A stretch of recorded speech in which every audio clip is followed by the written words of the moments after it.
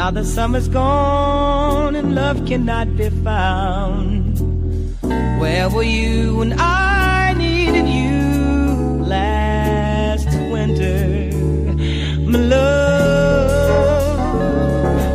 When the winter came, you went further south, parting from love's nest, leaving me in doubt. Where are you when I need you? Right now, our love is at an end, but you say now you have changed. But tomorrow will reflect love's past.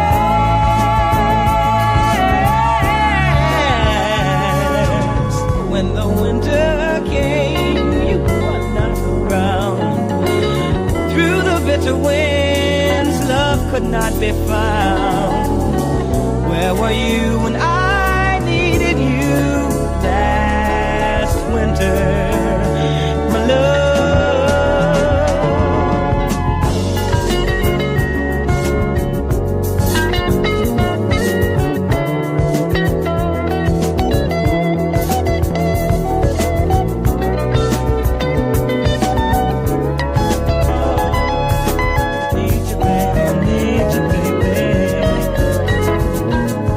I love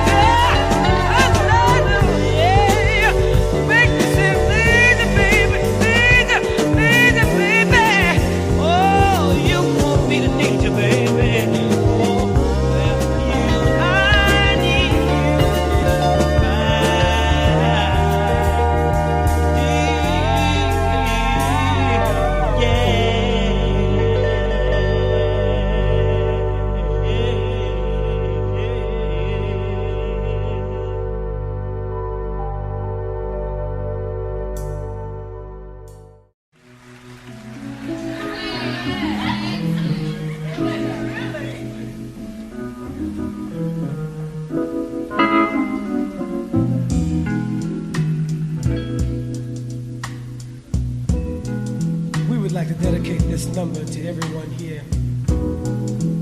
Written by Gary McFarlane. A sack full of dreams.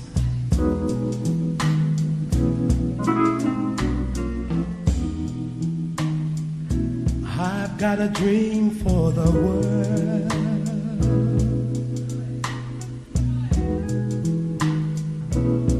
Peace in the rivers and everywhere. Bridges of steel and love.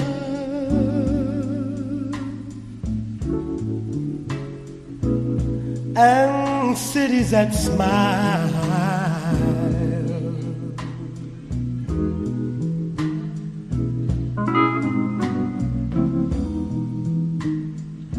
Gray empty faces walk by.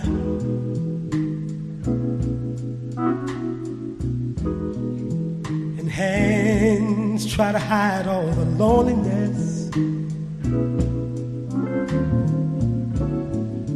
Lighting a cigarette to blow time away.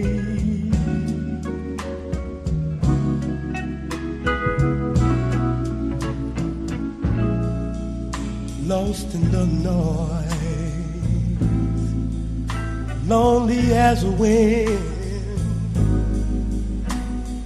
People on sidewalks with no place to go. Can they learn to understand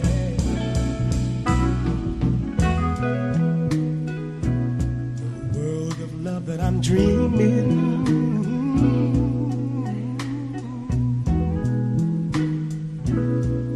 The world of love. And I said, I've got a sack full of dreams.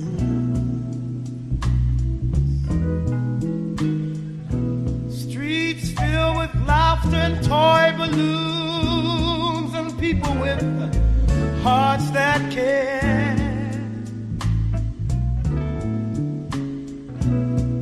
Who listen for love.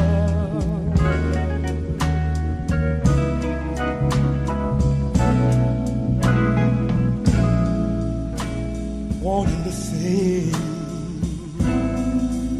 wanting to care, wanting to share all my dreams for the world. Can they learn to understand the world of love that I'm dreaming?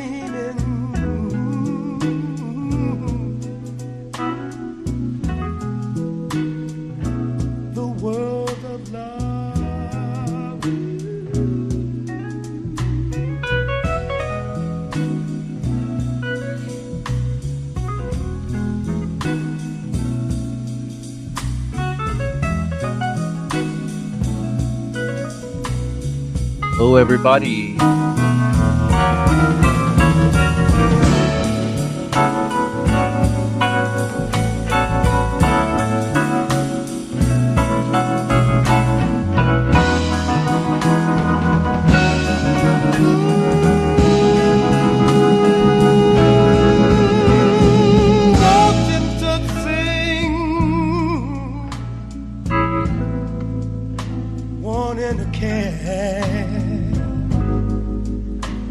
Wanting to share all my dreams for the world.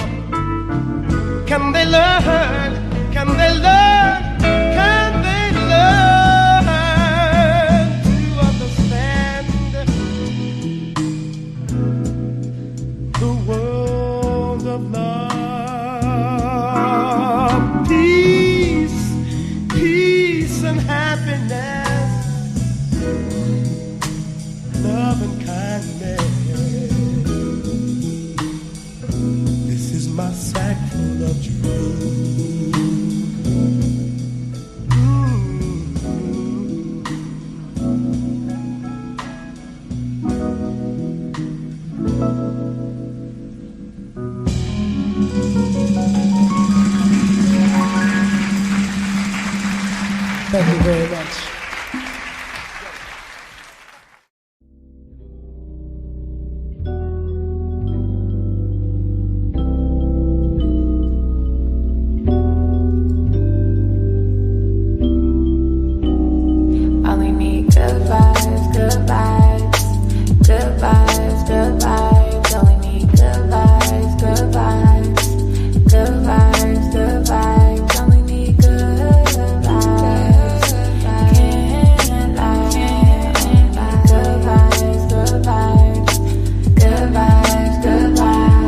so patient, I'm going places, can't fake it. My heart is so cold, my energy is contagious. All the pain, I can't take it. I'm staying grounded and graceful, cause I know everything that I've been through only made me count my blessings daily.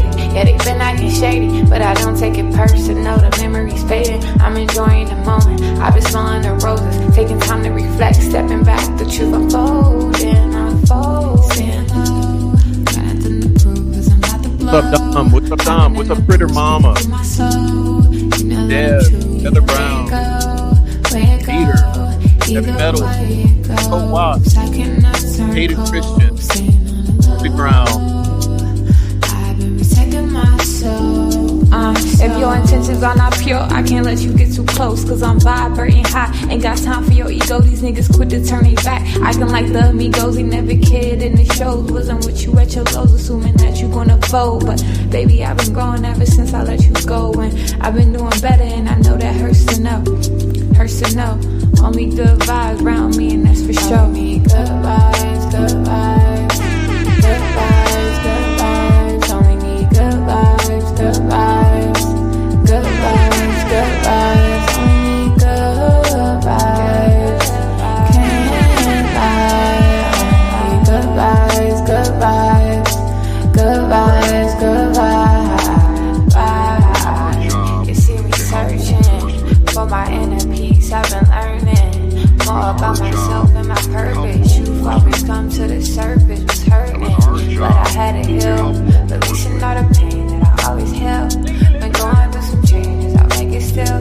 Protecting my soul, only good vibes, good vibes. Good vibes, good vibes. Only need good vibes, good vibes. Good vibes, good vibes. Only need good vibes. It's not productive. It's kind of gross and icky. And after we get to this more then, good vibes, trying to degrade someone. Off is a fucking terrorist, a fucking pedophile, sympathizing fucking terrorist.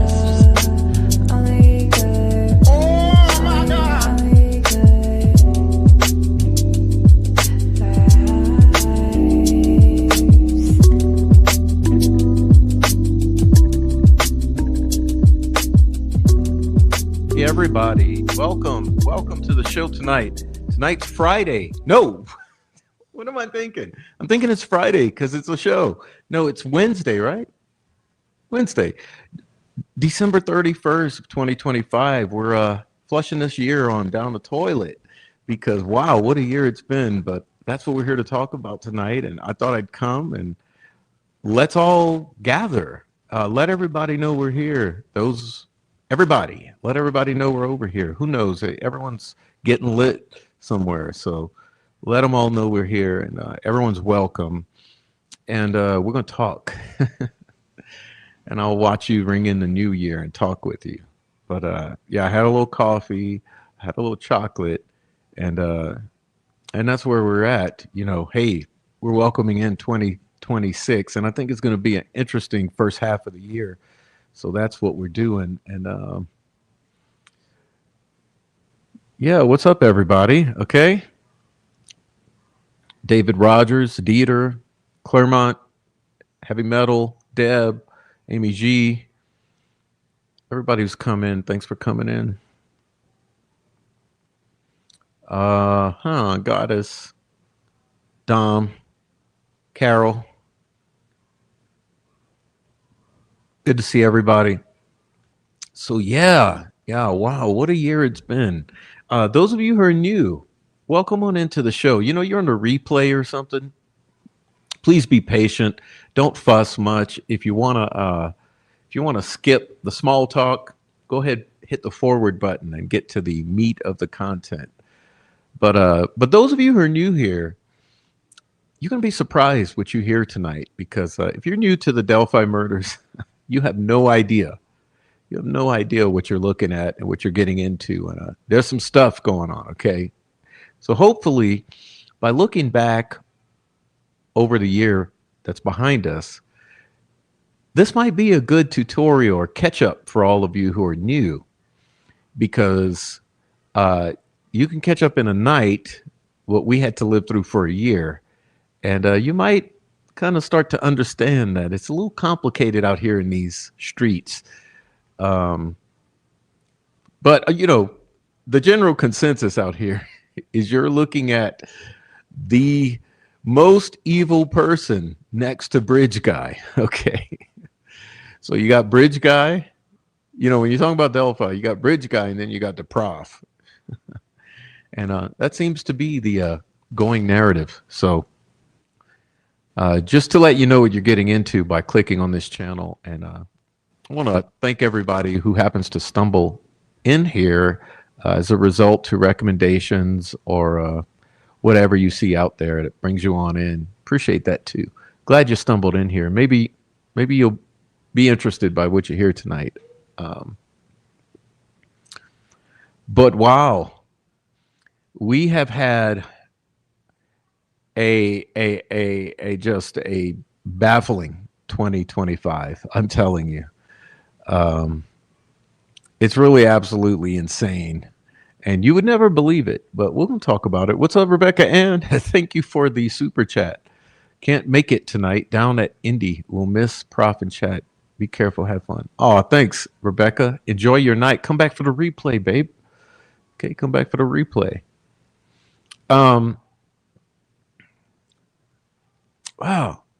So I want to talk, I figure I'm not going to be that expansive with how far back we go, but we can definitely talk because I'll give the rundown for the new viewers and kind of a refresher for the long timers about what we've seen, okay? And you'll find it interesting. And this is really so complicated. As I said last time, there's really no good place to start. That's the incredible thing. There's absolutely no good place to start.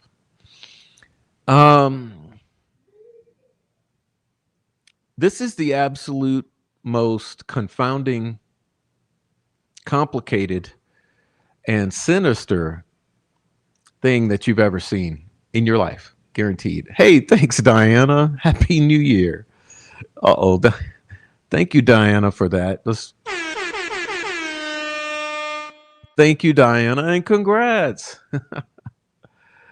Oh, my God. Thank you, Diana. Happy New Year. I don't know. Diana used to do shows after me, but we're not really doing many shows these days. But you're going to hear later. That's going to change. And hey, y'all, I talked to Rick Snay today. I talked to Noe yesterday. And hey, I talked to a whole lot of other friends behind the scenes. And boy, the thing is, we've grown pretty tight knit. Our circle of friends has just grown, expanded, and the bonds that form by going through all this complexity are really interesting. And God have mercy, man. I'll always be so grateful for the friendships that have come from this. And despite hard times, whatever those may be, real friends stick together through that, through thick and thin. And so that's the interesting thing, to go through all this, to go through the ringer like this as a group, and to come out on this end and just have genuine friendships is very, very good. And we don't see that anywhere on either side. On the other side, we don't see friendships. We see partnerships. We see relationships built on convenience and using of others. And that's the interesting thing, that at least in this sphere here, we have some genuine friendships. And so anyway, I was really glad to talk to Rick and Noe past couple of days. And like I said, my handful of very good friends who will go unmentioned here. But I think we're all in a really good place. And so I want to talk about that and kind of, like I said, bring us back over the past year.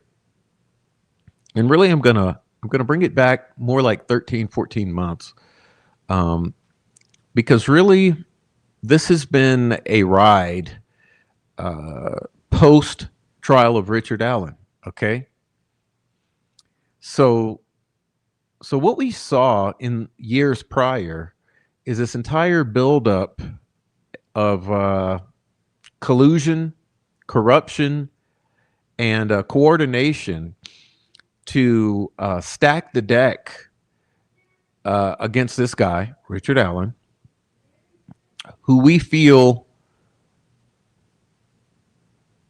was targeted, set up by a group, and then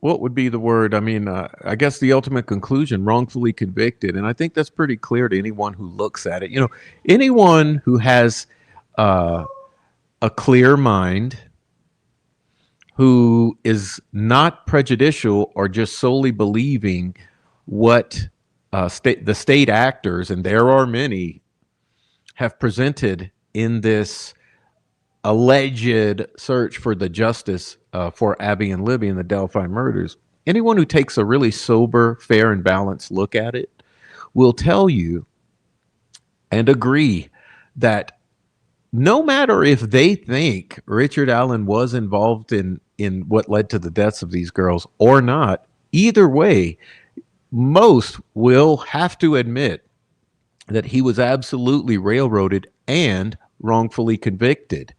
You know, after a long period of torture, wrongful imprisonment,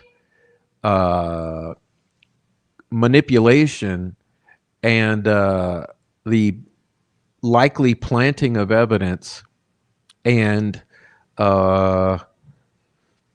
manipulating of witnesses and exclusion of third parties and exclusion of pertinent witnesses. You know, once everything was arranged in a particular way, they managed to somehow get a corrupted jury and some corrupted attorneys on both sides to go ahead and secure a conviction of Richard Allen. Most fair people would agree to that. Hey, thank you, Hebby. And I saw someone else, Dom.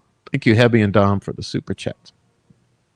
And so the way we look at it is that there was a very interesting thing, and I guess, you know, in some ways I do have to preface it with the lead up to this trial, because what we saw in the lead up to the trial was a whole bunch of positioning of individuals. And what's the most interesting thing is how social media was so crucial to this scheme.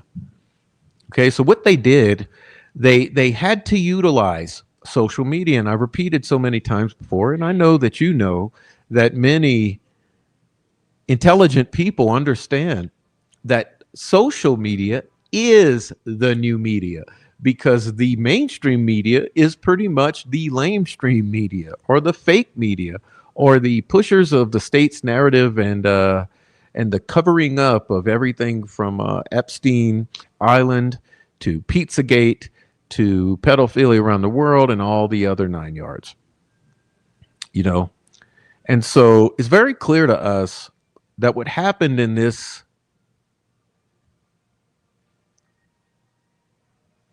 unfolding here is that a bunch of state actors were positioned before trial to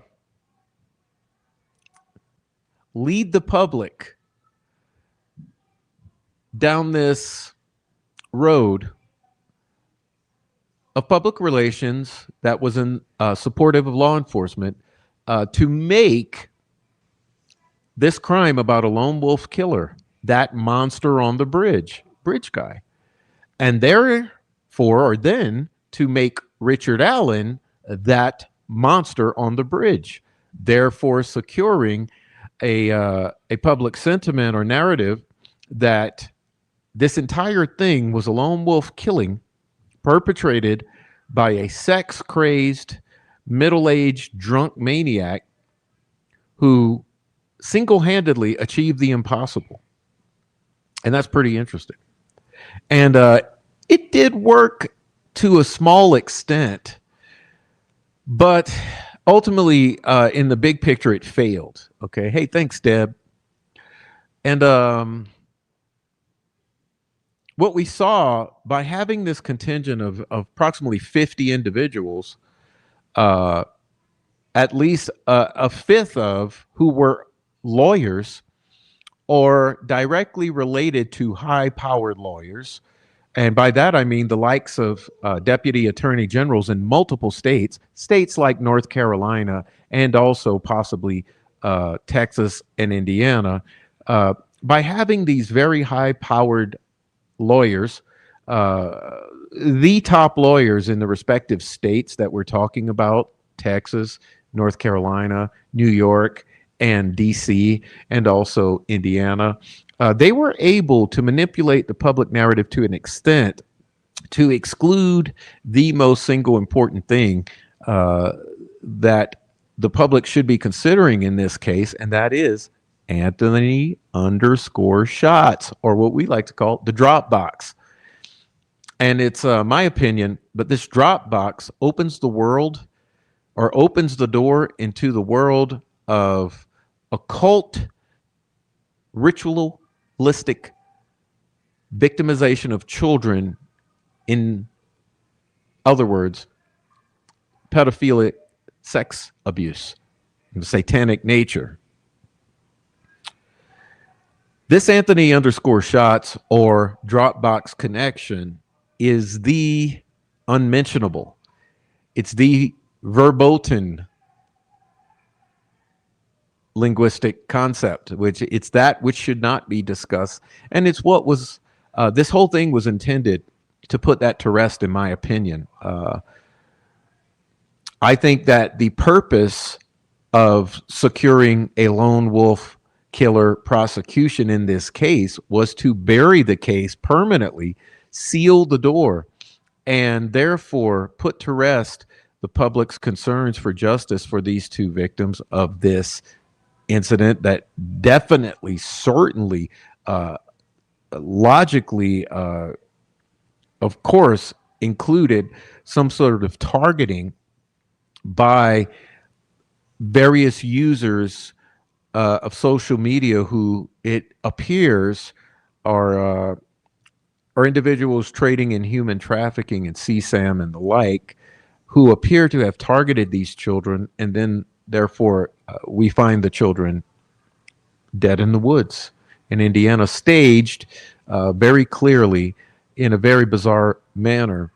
And so my conclusion is that this entire contingent, who are made up primarily of occultists, dark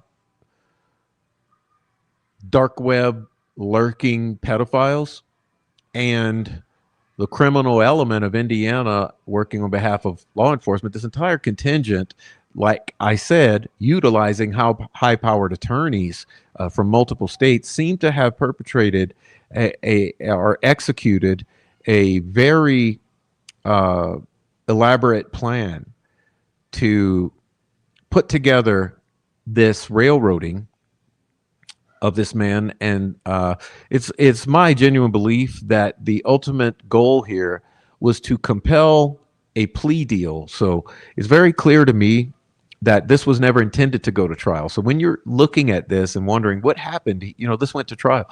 Well, just remember, none of this was ever supposed to go to trial. I guarantee you. This is why many of the state actors out there were pushing this narrative that he was definitely going to plead guilty. He was going to take a plea deal. The whole purpose behind that was that by compelling him or forcing him or creating a situation in which he was,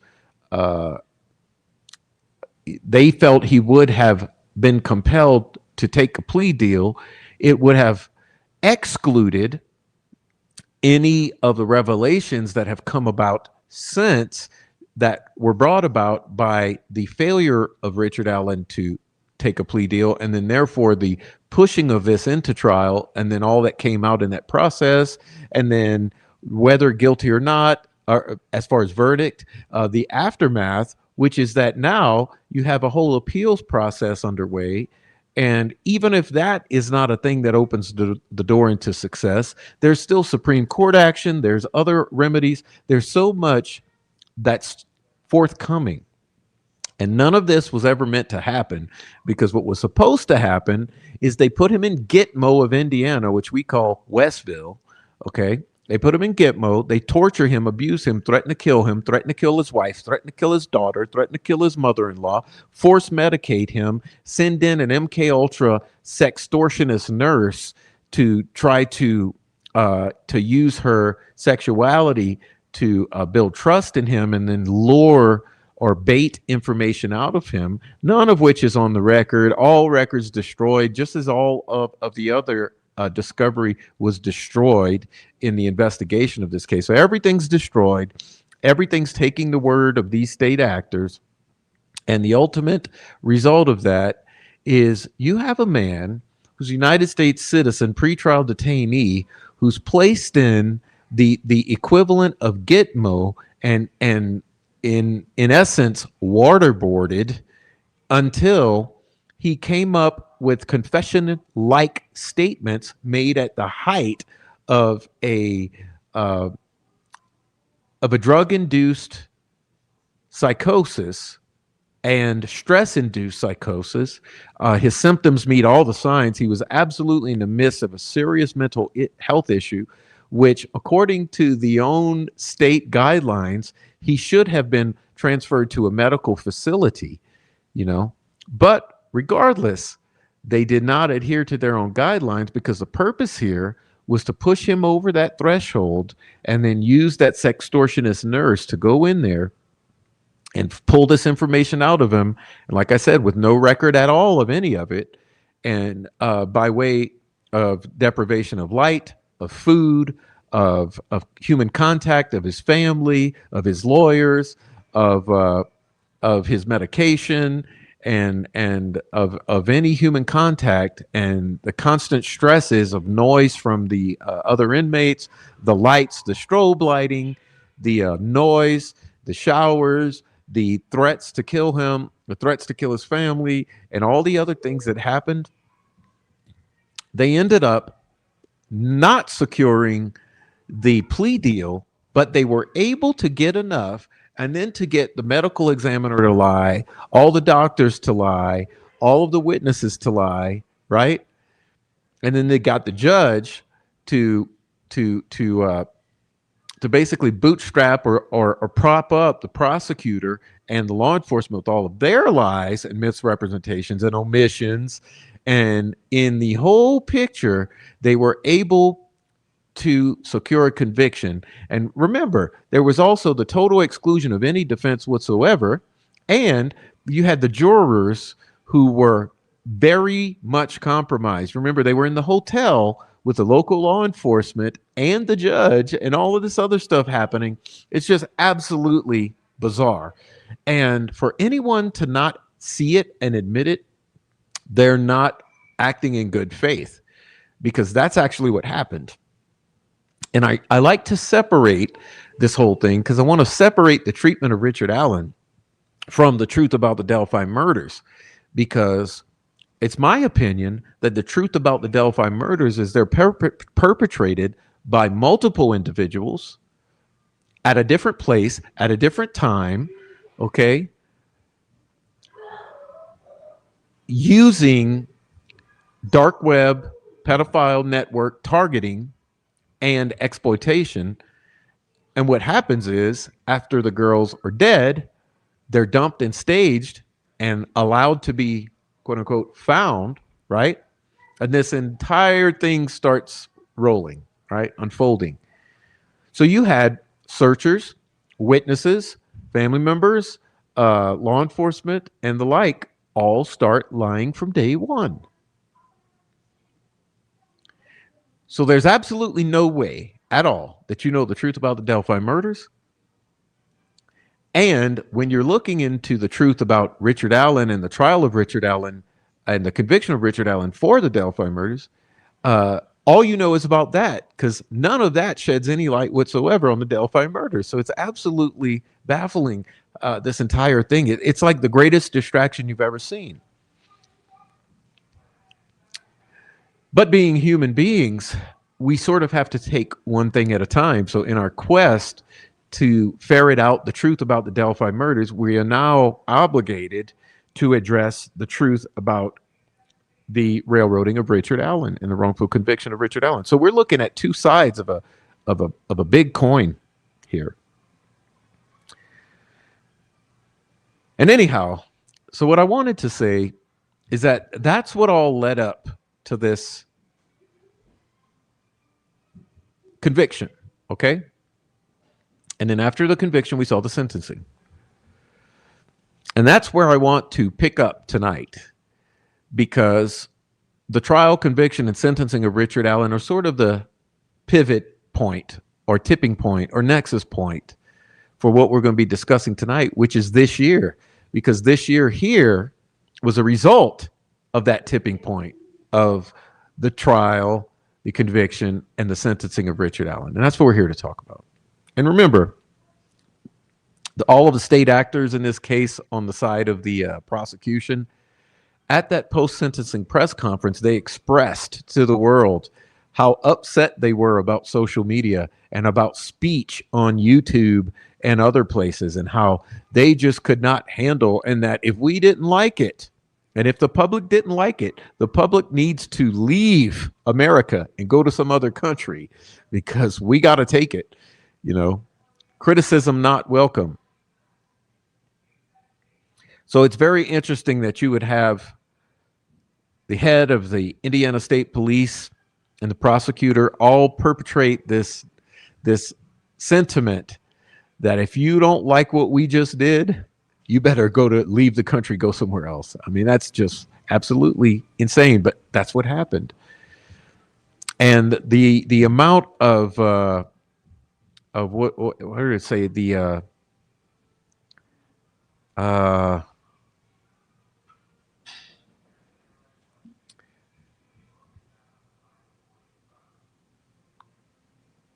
Well, I'm losing, but just like the pearl clutching over public speech. The pearl clutching by the Indiana State Police over public speech is absolutely mind-boggling, because it just seems that if you did everything right and everything was on the up and up, why would you care about public speech? Why would you care about public criticism? Why would you care about YouTubers? But oddly enough, if you go back and watch that post-sentencing press conference, the focus, you will quickly learn, is on YouTubers and public speech. But hey, that goes all the way back, because all throughout this thing, it's been a very sensitive area. A lot of sensitivity to the slightest criticism. But I guess my point is that was our pivot point. And it's very interesting, because that leads us into then what occurred this year, okay? And so I'm going to be trying to walk everyone through it in the best way that I can. And then we're going to take a look at some community members' content that will help kind of shed a different light on it all. But basically, you know, up until this point, there was an extreme amount of toxicity in this community in regards to those pushing law enforcement's narrative, okay, who we term the guilters, okay? So the guilters for years have been known to threaten, to harass, to stalk, to intimidate, to dox, to swat, and to troll on a level that you would not understand. And for those on the outside who come into the Delphi murders and first look at it, they say, oh, it's drama. Well, no, it's not drama. What you're seeing are the effects of a massive harassment campaign to stifle public speech. So those of us out here who are saying the uncomfortable things are sort of prying into the Anthony underscore shots Dropbox type of connection, child trafficking, pedophilia, dark web CSAM connection. What we see is that all of us come under intense trolling or harassment, which includes contacting our law enforcement, false reporting us to our police, swatting us, calling our CPS, calling our employers, calling our family members, and all of the 9 yards, threatening to kill us, sending others to threaten to kill us, stalking us with cameras, drones, hacking our devices, prying into our past and into our families and into our relationships, a large amount of smearing, a large amount of false accusations, oddly enough, often aimed at calling us pedophiles and criminals, which is really interesting, considering that we are dealing with a bunch of pedophiles and criminals, and projection at its finest. Okay, and so with all of that leading up to trial, it was very interesting to me because there was a distinct thing that happened, and only when you're on the receiving end and sensitive to it do you notice these things. Many on the outside do not notice any of this. But what happened was, up until the first day of trial, which was the first day of jury selection, it was intense. Okay, it was absolutely intense. And upon the first day of jury selection, all of it stopped. All of the harassment, all of the death threats, all of the stalking, all of the stuff came to a complete stop on the first day of jury selection. So I'll leave that out there for you all to mull over. And then trial happened.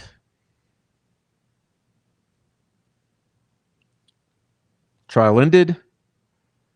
Sentencing happened.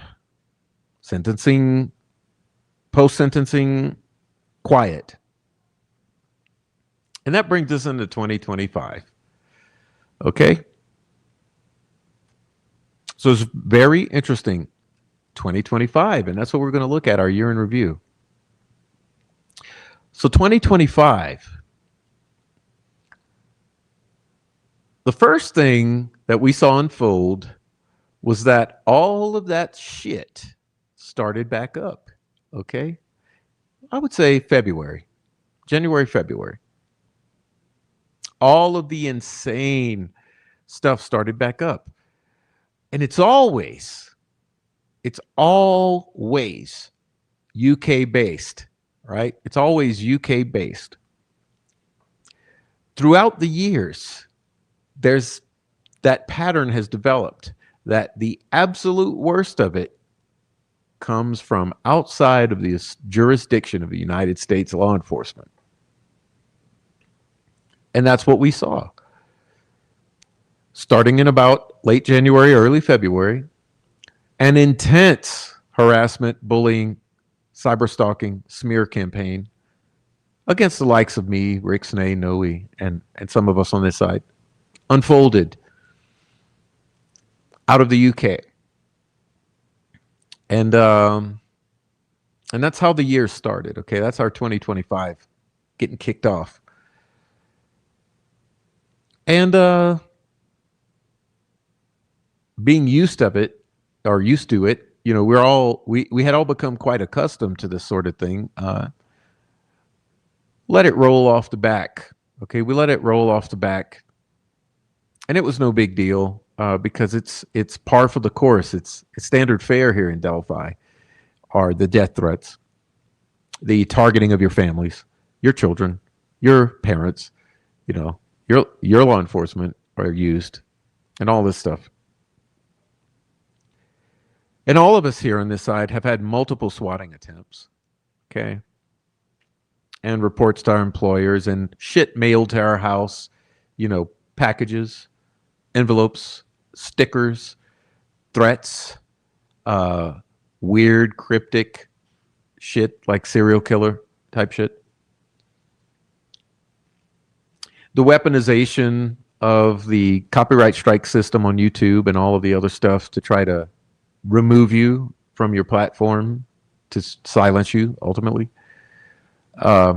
Anyone who says that doesn't happen, they're absolutely lying to you. Okay, we've shown the receipts. I mean, I probably showed at least 50 receipts of fraudulent privacy complaints that are intended to take down content. Okay, and this is all, no human ever sees this, so this is all automated, so it often works. So I've had dozens of videos removed. I've had dozens of posts removed. Lots of important stuff removed. Like the whole talk of a hit being laid out on Richard Allen, and then another hit, and then another hit, and then the family members laughing over the hit. All of that stuff was removed with fraudulent privacy complaints. There's been dozens of fraudulent copyright strikes, and thankfully all of those failed. But there are a lot of members of the community here on YouTube that haven't survived it, right? A lot of people become the subject of all of the harassment, the stalking, the fraudulent complaints, and the shit mailed to their houses, and the death threats and all that. A lot of them have left.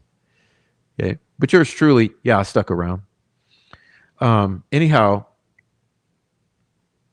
that's what was happening at the beginning of the year, right?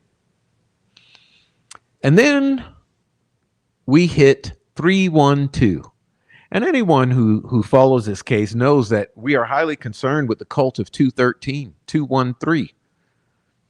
who appear to be some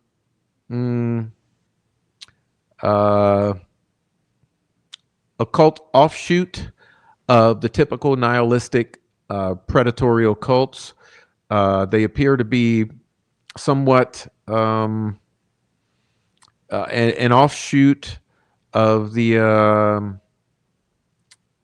Aleister Crowley Discordian type of occult angle. It appears that there are dozens of individuals plaguing this case and control the narrative who are from this thelemic / Discordian / nihilistic cult that predates on children, and we align them with the numerical coding of 213 or 312 or 123 or 0213 or 3012 or any combination. But surely enough, on 312, March 12th of this year, an amazing incident occurred. And that was that a so-called anonymous website leaked what was supposed to be an authentic or the authentic video of the abduction or the pre-abduction scenario of Libby and Abby. Okay?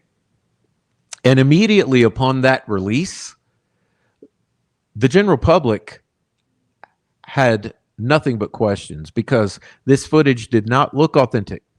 It did not look period correct, meaning it appeared to be AI upscaled or enhanced or fabricated or encoded, or however you want to phrase it. And immediately the public reaction was bullshit. Something's wrong. It's enhanced. It's not original. Something's not here. This is not what was presented in court. And then you had all the people who were actually in court come out and say, this was not what we saw in court. This is different than what we saw in court. Something's wrong here. Something's off. This doesn't match what we are, and we started looking at the descriptions that all the individuals coming out of court at the time said that they saw in the court, and none of it matched up. And so immediately the red flags went off that something's not right here. And that was 3/1/2, March 12th, 2025, this year.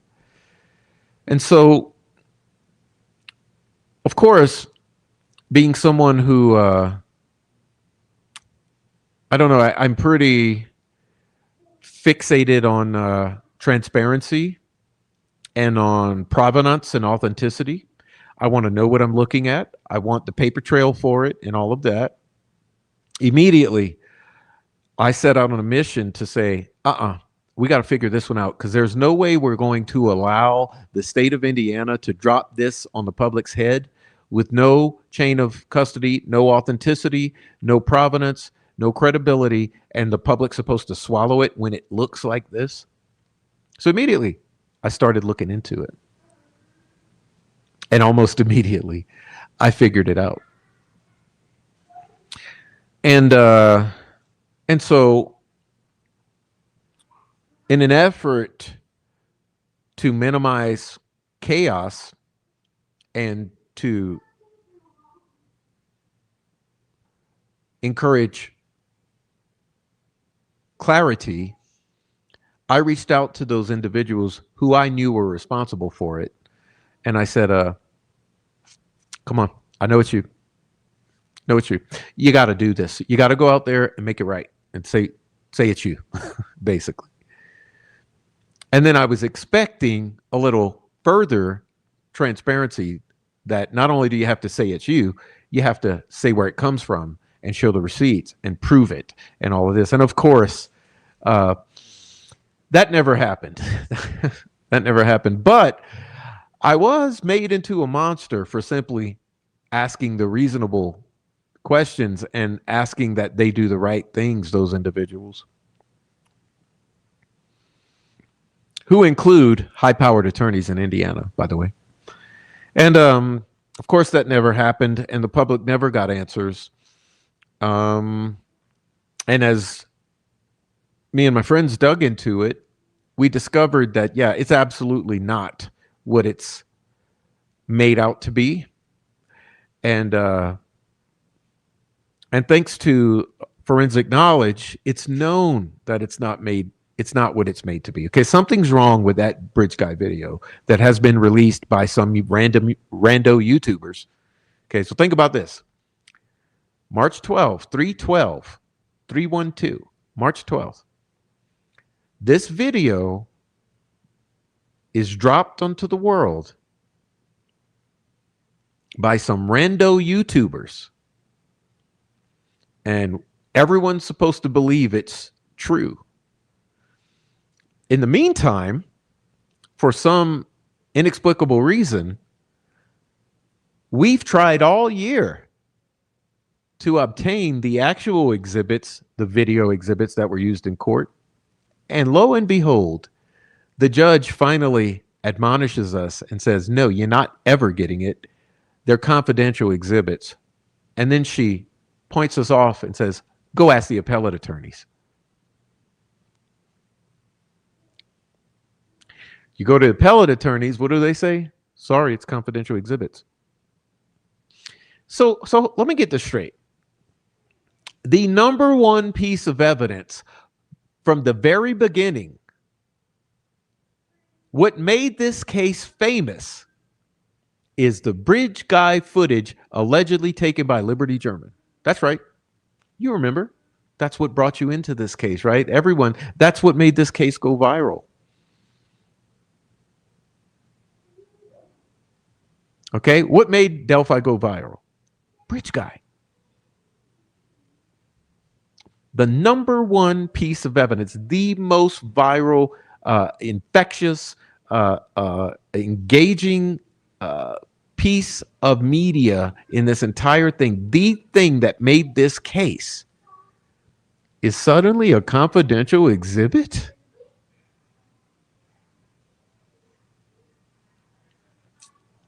And we are solely supposed to rely upon some rando YouTubers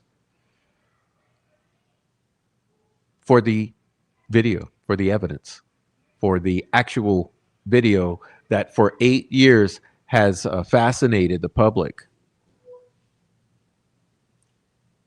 that has enthralled the public. So it's quite a conundrum. But regardless, that's what happened. So that's March 12th kicked off a whole other thing. You know, if you ever play pool, you know how it is when you play pool. The ball's headed in this direction, right? So the train's going this way. And all it takes is a simple nudge, and everything can shoot off in an entirely different direction. And that's exactly what happened on March 12th, 2025. So this year was really important because this entire thing was headed in this direction. And this Bridge Guy video dropped on the world, and boom, everything went off in another direction. And that's what has made the entire year. So it's important that we go back to that and talk about it because March 12th, 2025 changed the course of the entire year. And so that's why we're here to talk about this year. So the aftermath. So what we saw after that were an entire series of incidents that were absolutely baffling, mind-boggling, just jaw-dropping. Okay, and that was so entertaining, and so everything was so novel that opened up and developed. The unexpected continuously happened for a large part of the year, and so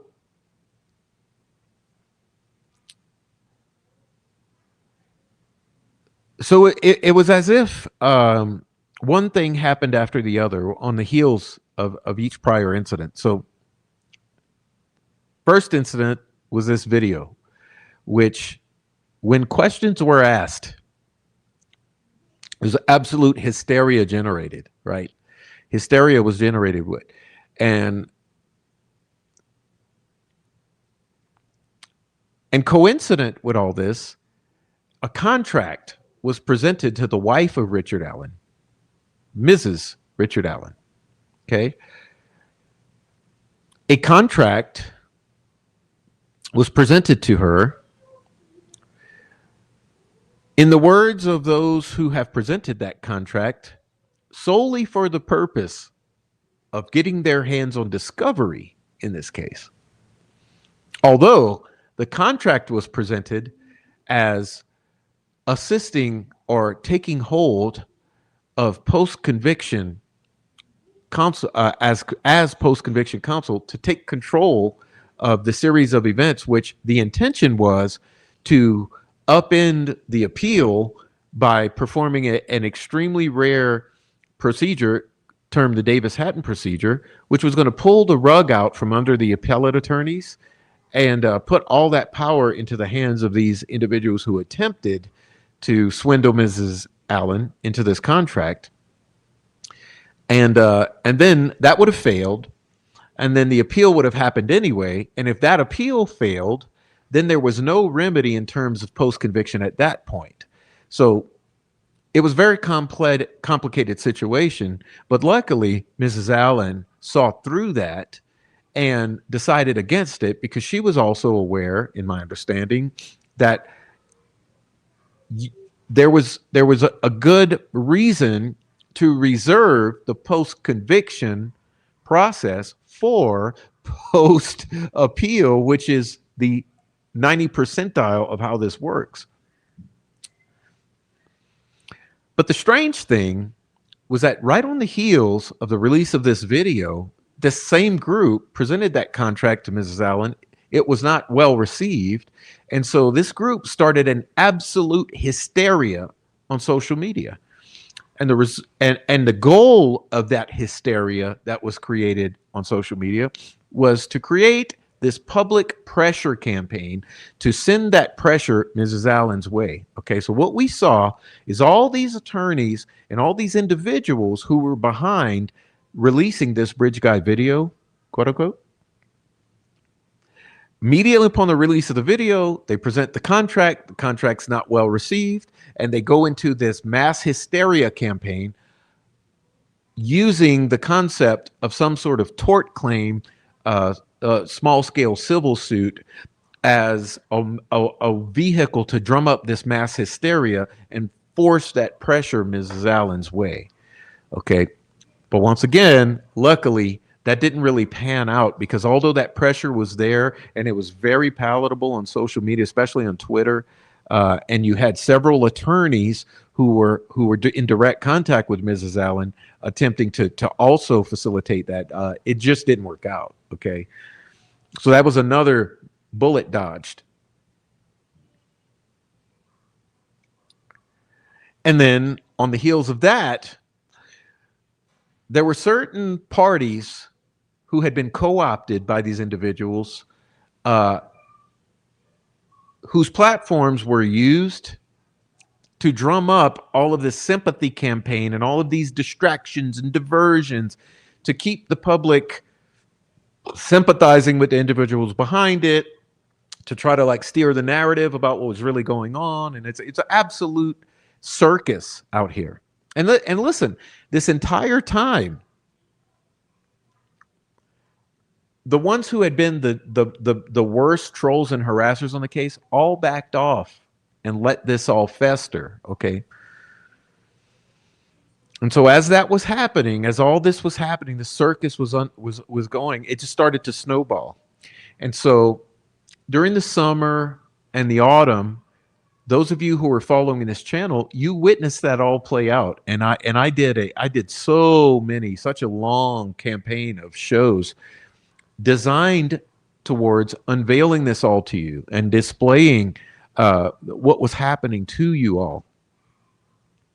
I was also trying to make an effort to add some clarity to everything by explaining my understanding of all the various perspectives here, to allow everyone to kind of see things from all the different angles. But it wasn't really well understood. You know, that's the amazing thing is, I mean, I always say we're 6 months ahead at least of most of the public, but you don't understand how hard it is to get people to see what you've already been through for 3 years, because people only see what they kind of go through themselves. So it was sort of like a hand-holding scenario where for the entire year of 2025, I was holding the public's hand, trying to show you and walk you through what was happening from all these different perspectives. Okay. And keep in mind out here, you have an entire public relations campaign, okay, that's run by these YouTubers and lawyers that was trying to convince you differently or otherwise. So they don't mind lying. They don't mind platforming liars. They don't mind twisting the truth. They don't mind like demonizing someone who's just wanting transparency and showing transparency. So there were so many things happening at once. And that's how the good middle part of the year worked out. A massive narrative control campaign. And as I mentioned, a tight-knit group who work together and for each other, who had been pre-positioned for years to do this very thing. And so imagine yourself an independent, small creator or person anywhere on social media, fighting a well-oiled machine, a massive PR campaign. Whether or not it's paid for by the state actors doesn't matter, because it's the effect which matters. And the effect of that campaign was narrative control and keeping this thing on the rails in between the lines, securing the conviction,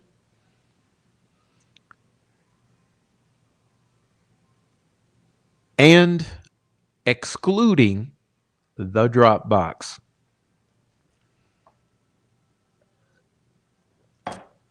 Because questioning the family, questioning the state's narrative, or questioning the Anthony underscore shots ties to this crime is the unwelcome. It's the route that you're not allowed to go. It's what was intended to make us all forget about. Okay, because if you start looking at Peru and you start looking at the Klein's Dropbox connections, and then you start looking at the other occult connections, and then the ties to the dark web, right? And then all the other catfishing and the fake accounts behind all of this, where you have multiple adults acting or pretending or wearing the mask of children to lure in other children and target other children and exploit other children. And then the concepts that all of this stuff was eventually found its way to the dark web, whether it's crime scene photos, autopsy photos, snuff films. There's been a whole lot of distraction in this, all by the same group, right? It's a massive group. You couldn't imagine the size of this group, but all operating with the same goal: that the public not look in one particular direction. And it's not the Odinist. It's not Richard Allen, you know. It's something far worse.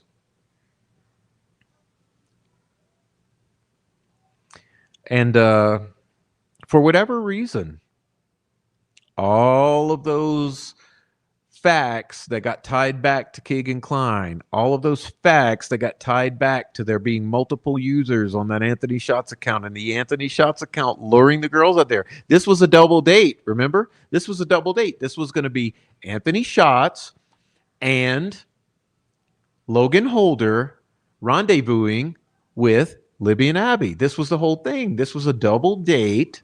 Logan, Anthony Shots meets up with Abby and Libby. They get dead. Anthony Shots and Logan Holder all of a sudden, had nothing to do with it. We don't know anything about that. They never met them. We don't know anything about it. They weren't even in Delphi that day. And by the way, no one's got alibis, but everyone's got alibis. There's no proof of anything, but we certainly have railroaded this guy with no proof of anything about him either. But we say there's proof just by context or circumstantial evidence, even though there's not one piece of evidence that absolutely is compelling. So it's interesting. But that's what we saw as we traveled through 2025, and it bewildered the public. You know, as I sat here and I watched the public, I watched half my subscribers leave. I watched half my viewers leave.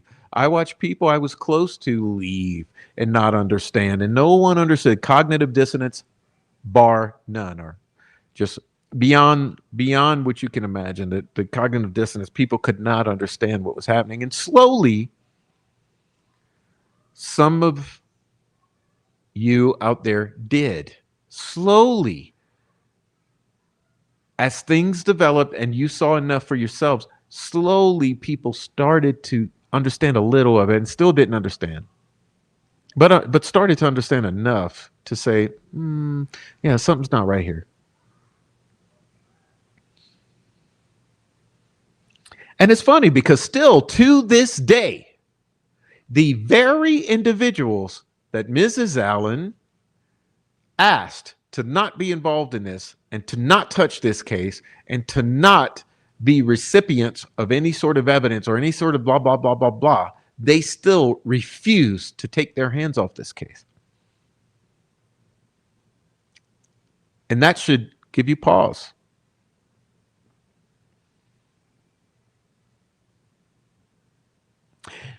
And these same individuals also go and exploit other individuals who are whistleblowers on the case, like Reese Davis, Keegan Klein.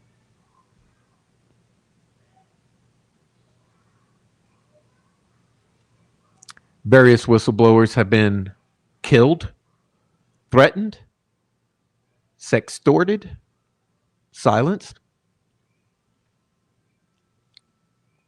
And the Delphi murder is supposed to be simple, right? It's supposed to be two little girls end up dead in the woods. It's supposed to be a simple thing. So why, in such a simple crime, would you see all of this? When would this ever be worth it? If this was just a simple double homicide. Now, I've said before, if this opened the door into the likes of lawyers, mayors, judges, businessmen, CEOs, feds, attorneys generals, etc., judges, lawyers, on up in society, if this opened the door into something like that, would you then maybe expect to see a massive cover-up with dozens of people operating to keep that door sealed so that you never see it, so it never cracks open, you're allowed to see into it? Remember, for years, law enforcement said this is multiple perpetrators, other actors. The epitome of evil, the embodiment of evil, for years. Very complex. Tentacles.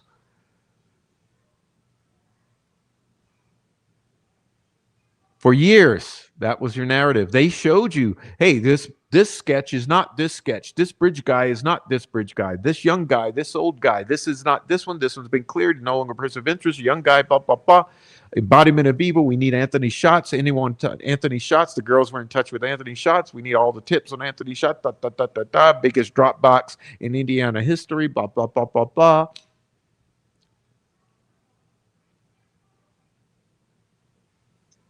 And all of a sudden, Richard Allen's is arrested. Oh, no, none of that's true. None of that. It was never that. It was never that. No, don't worry about it. Look the other way. Just never mind all that. It's Richard Allen, lone wolf killer.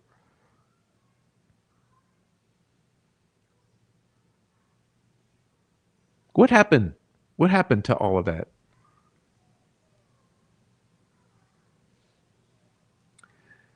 Anyhow,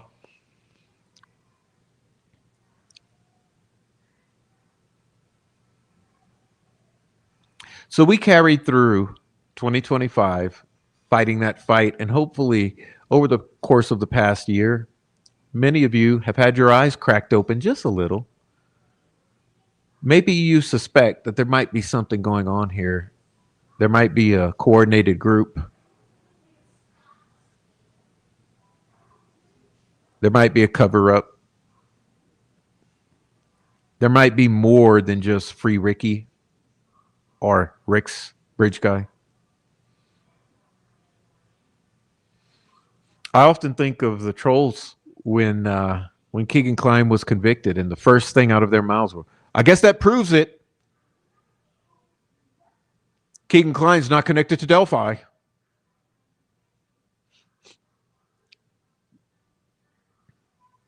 It's odd that the goal of these people has always been to separate all of this. They want to separate the Dropbox from Delphi. They want to separate Floor Fires from Delphi. They want to separate Evansdale from Delphi. They want to separate the Stevensons from Delphi and other crimes from Delphi. Separate everything from Delphi. Just keep Delphi.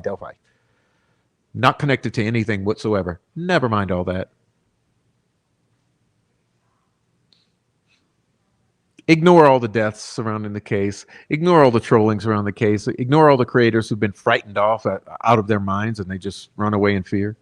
Ignore all that. Ignore all the death threats. That's just normal in a homicide. Commentary.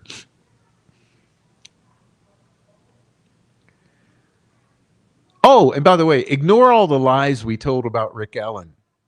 Ignore all the lies we told. Oh, he had CSAM on his phone.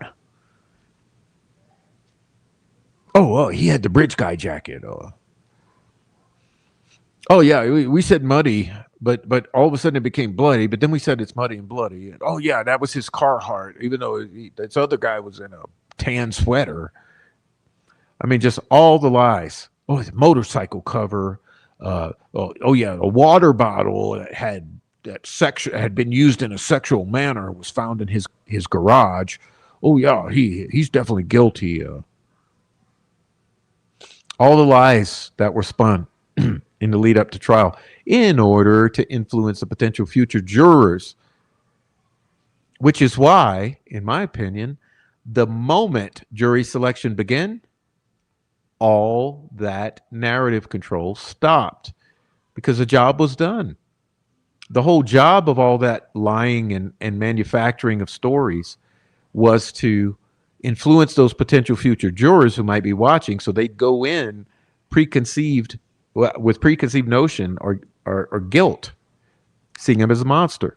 Because yeah, he had a water bottle that was used in a sexual manner in his garage, and he had a motorcycle cover that was for sure, implicating his guilt. There was a dead cat and cat furs, and he had CSAM on his phone and all. None of which was true.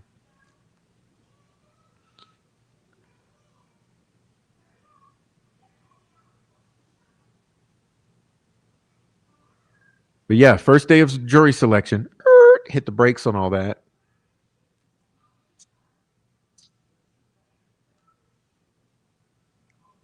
And then, of course, there's journalists out there, quote unquote, who are state actors. They push these narratives. They push these other narratives. They tried to railroad this thing in a certain direction, influence the public perception. And it's nuts. It's nuts. But that was a year of setting this whole thing up to bury the truth about what really happened to those little girls, which surely was a group of individuals who perpetrated a certain crime against these girls and then went and staged the bodies to look like another type of crime. The ultimate cover-up, in my opinion, perpetrated by law enforcement. And hey, if the Epstein case is worth covering up and it's been that coordinated, don't you think that maybe if the Delphi murders have been covered up to that extent, maybe it's worth covering up for the same reason? But sure, anyone who questions this is a pedophile, is a criminal, is insane, the worst thing next to Bridge Guy.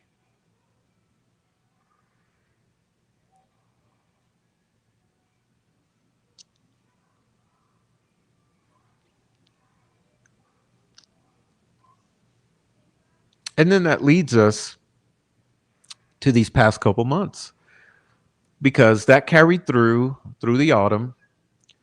And then when winter arrives, suddenly a pivot. And the pivot was crank blackout.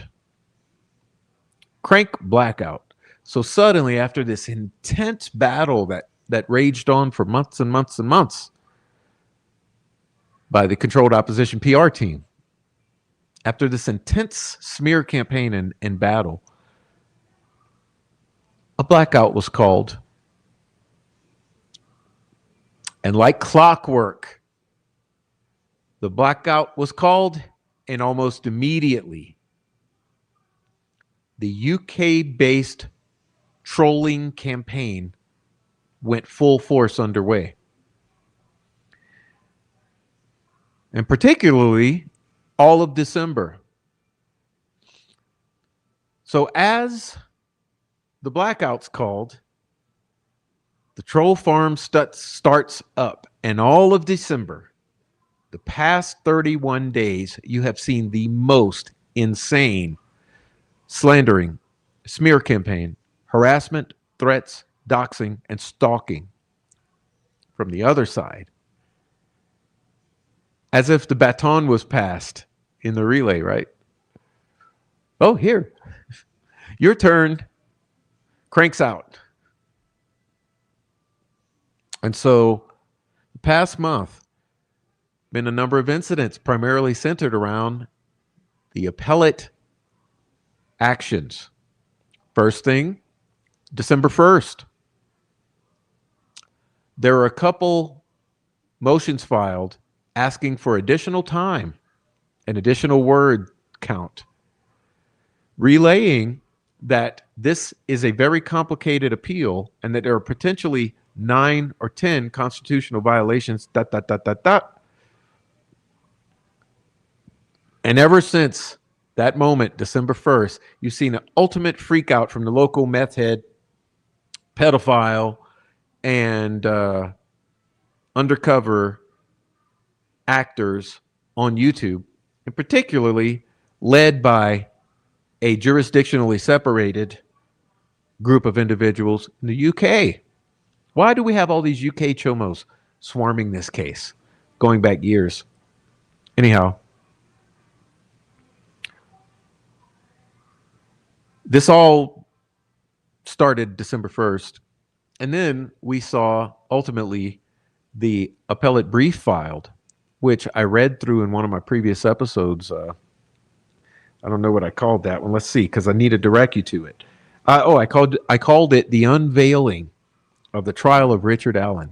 Okay, everybody, please, please, please, please, if you're new here, if you have not yet seen my reading of the important aspects of the appellate brief for Richard Allen, please, please, please, when you're done with this, make sure that you remember to go watch episode before last, which I titled The Unveiling of the Trial of Richard Allen. Unveiling of the Trial of Richard Allen.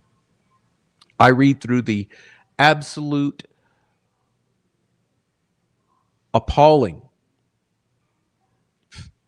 facts that were relayed in that appellate brief, including the fact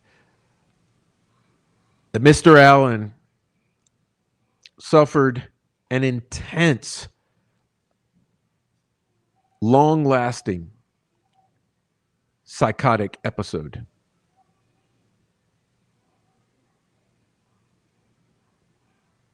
In this psychotic episode, he was exhibiting all the signs of an intense schizophrenic type of mind breaking. In other words, talking about things like the world ending and exploding if he went to sleep.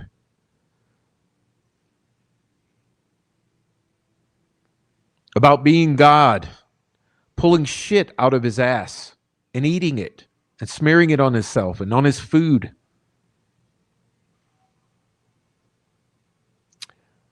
Self-harm in terms of repeatedly banging his head on iron doors and brick walls and the floors, drinking out of the toilet, hearing voices, having conversations with imaginary entities.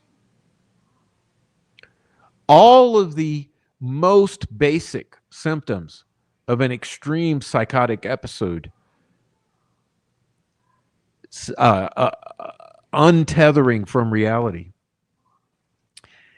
And it was at that very point at which the sextortionist young nurse who had groomed him into having feelings of affection for her extracted these confession-like statements out of him, which included things that made no sense whatsoever. But they selected and chose what they were going to accept as real, so they could forget about the fact that he said there was molestation and that sort of thing to the girls and to his own family. They could just forget that because it didn't really add up with reality. But then they selected the fact that, oh, the girls are dead and he said he killed them, so it must be true. And then there's concepts like, but perhaps he said he shot them or one of them. They weren't shot. Well, but they could just forget about that.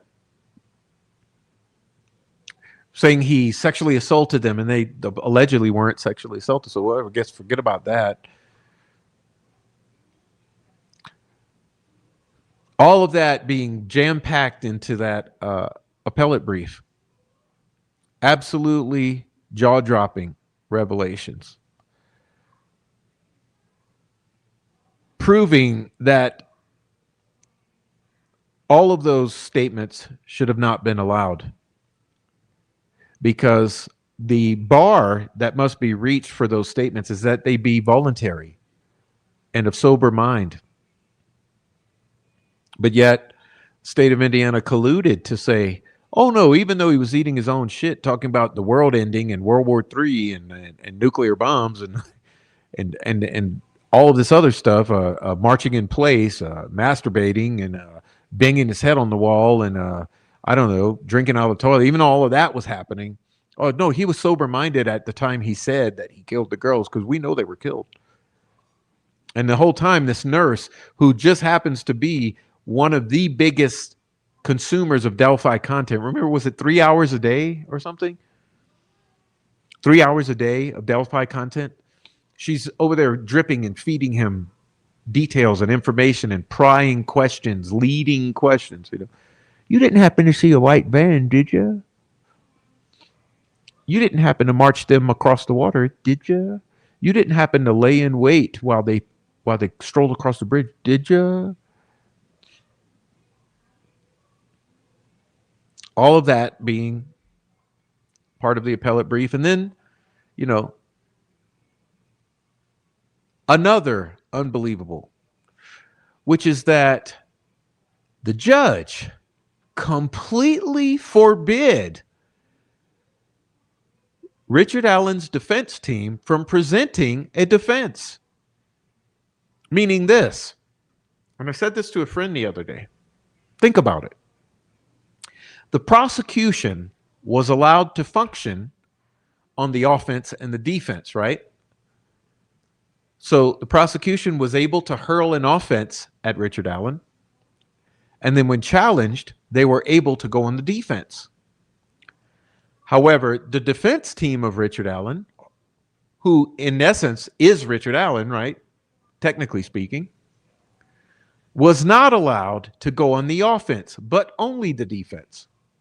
So when you're listening to what happened during trial and the entire years of lead up to trial, consistently, the defense was not allowed to go on the offense in what they were presenting, but were only allowed to go on the defense when they had the entire state apparatus coming at them, law enforcement, prosecutor, psychologist, prison DOC personnel, and an entire contingent of social media personalities. They were sabotaged with leaks multiple times. The attempt was made to get rid of them. And it's just that they were always on their heels, not allowed to go on the offense and actually present a defense. And this was brought across in the appellate brief as well, that they were denied the opportunity to present a defense for their client, which is another egregious violation. So for me, you compound the fact that Richard Allen was put in Gitmo and waterboarded in an attempt to compel him to plea. Well, he didn't, but his mind broke down in the meantime, and information was fished out of him and manipulated, and he was captured saying random, non-specific things about some involvement in the crime, and that was allowed to be used against him. And at the same time, his defense was not allowed to put forward a defense. But it seems like none of these people out here want to actually talk about that, which is the most pertinent part of that appellate brief, in my opinion, which is why I'm saying you need to go watch the unveiling of the trial of Richard Allen, my last couple shows, because those are the most concerning points. Instead, though, they are solely focused on both sides. They're solely focused on discussing the probable cause affidavit, PCA, which, yes, given due credit, the PCA is obviously wrought with problems, and it's obviously deceptive, and it's negligent. And if you look at the result of that, would be the fruit of the poisonous tree, would totally overturn this entire thing. So yes, it is a deal, it's a thing, but it's minute compared to these other violations of civil rights and the lack of the ability to present a defense thanks to the judge. who was obviously exhibited biased and exhibited a large degree of bias, and even the guilters would probably admit that. Okay, this judge exhibited an extreme degree of bias, and if you go look at the rules for the judiciary, that's one of the first rules. They're supposed to avoid even the appearance of bias. But for some reason, all that's allowed, just like Andy Baldwin said, that how are they able to literally film from 6 feet away the attorney-client visits?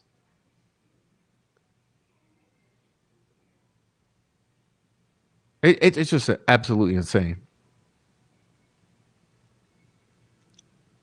But my opinion, the defense was sabotaged because the defense was trusting a bunch of fucking state actors.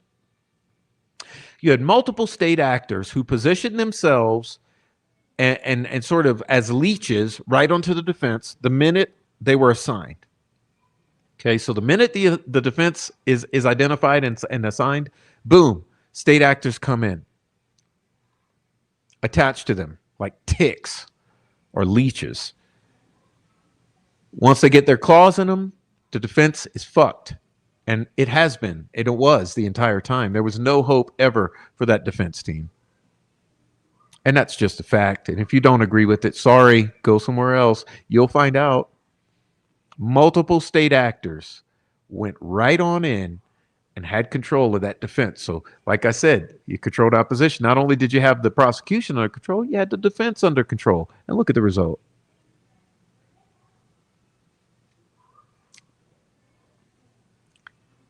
Defense didn't even know what to present because they were sabotaged.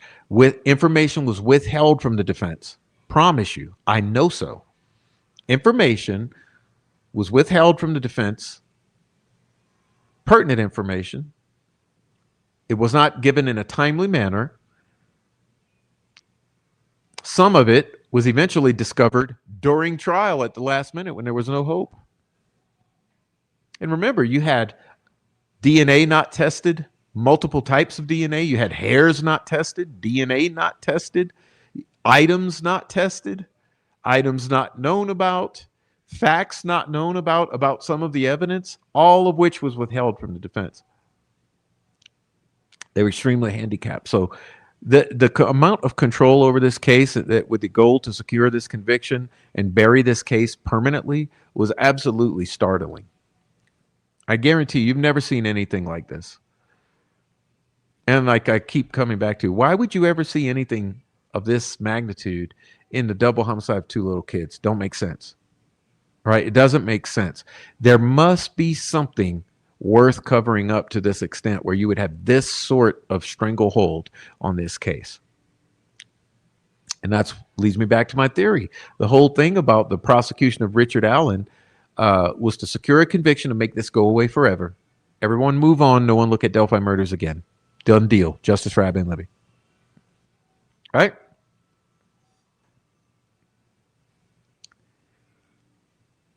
There's another red flag no one talks about, which is all the relationships. All the relationships.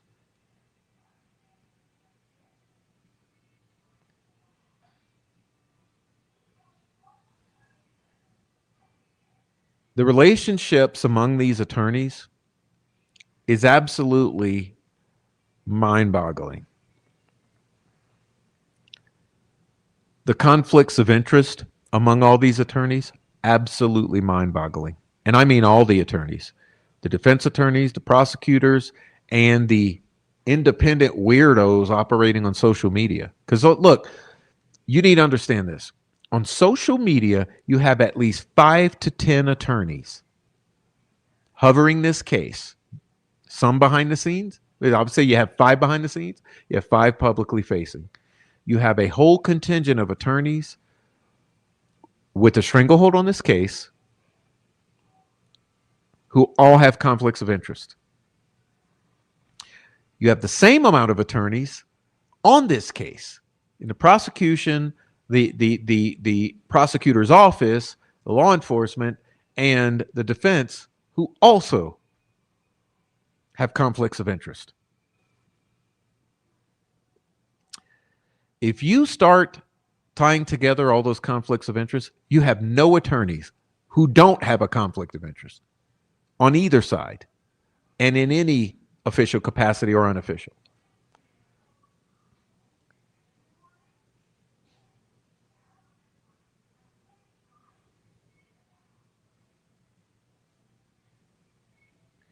It's absolutely bewildering.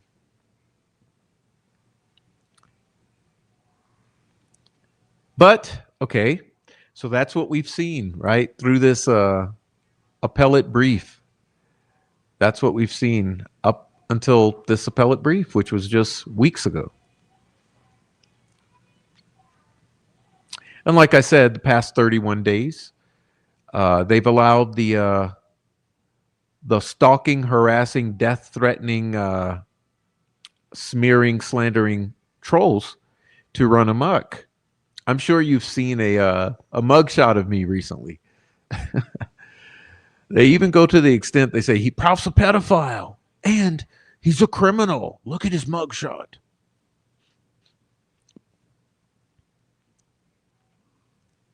They've been running amok. The narrative controllers are just running amok. I mean, I'm sure you've seen the various YouTube lives and the shit on Twitter lately. It's all distraction.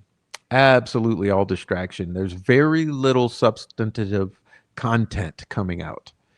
You know, what you're getting in terms of DELPHI live streams and stuff is distraction. Okay, distraction and narrative control. So either they're distracting you completely from what I'm saying that you need to, that should be focused on, or what they're doing is they're presenting things that they cannot deny, right? Things that are inevitable that they have to address. And what they do is they give you the narrative behind it. So that they get something that must be addressed because it's undeniable. And what they'll do is they'll establish some sort of weird ass fucking take on it. So when you're looking at the DELPHI lives, that's what you're seeing. You're seeing these weird takes on shit that's inevitable, that's going to be discussed in the public sphere, but they're giving you this weird, bizarre take on it to try to steer you away from actually piecing together everything. So that leads me to my point of you got to be very careful who you listen to. I'm not saying don't go watch everyone, because, hey, some people like that. Some people, this is entertainment. Or some people are curious. They want to decide for themselves. So yeah, go watch everyone. But I admonish you, be extremely careful about what you believe. Okay? If you believe something, there better be a reason you believe it, like evidence, proof, and documentation. Don't take anyone's word for anything. Don't believe anyone. Don't take it at face value. Require the evidence to substantiate the claims and the takes that are made so that you're not deceived, because you have to understand, when I put up the little emojis last time and I put up dozens of plants in the comments, you have so many plants in this case, it would astonish even the most savvy political operative.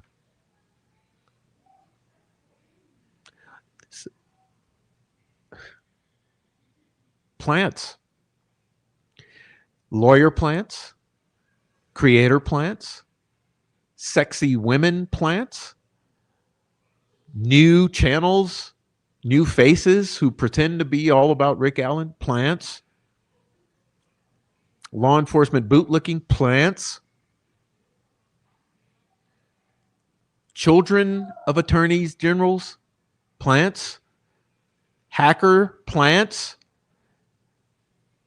computer programming plants, dark web plants, entertainment industry plants, political operative plants, law enforcement plants, journalist plants, advocate plants. Do you see where I'm getting at? Plants, plants, plants, plants, plants, plants, plants, plants, plants.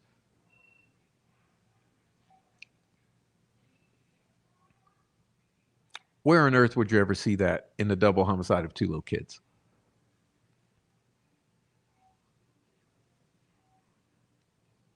It's heavy. Anyhow, so I thought, hey, you know, we're trying to ring in the new year, right? We're getting there. I don't know, on the East Coast, it's not there yet, right? So I figured let's run down memory lane a little bit.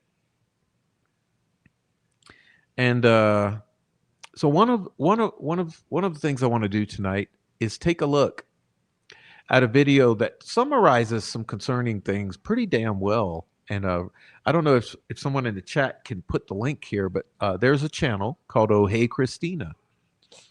And that's a channel by Christina, one of our chat members. She's made an amazing video that summarizes with receipts some very concerning events that transpired this past year. And so I thought it'd be nice to kind of look at that as a little stroll down memory lane. And so we're going to look at that, and then we're going to look at something else after that. And we'll see how close we get to midnight on the East Coast, okay? So let me get this started, and I'm probably going to go sneeze because I feel a tickle in my nose. I'm going to take a little sneeze and a drink of water, and I'll be back after this gets rolling. So let's get this ball rolling, or let's get this show on the road.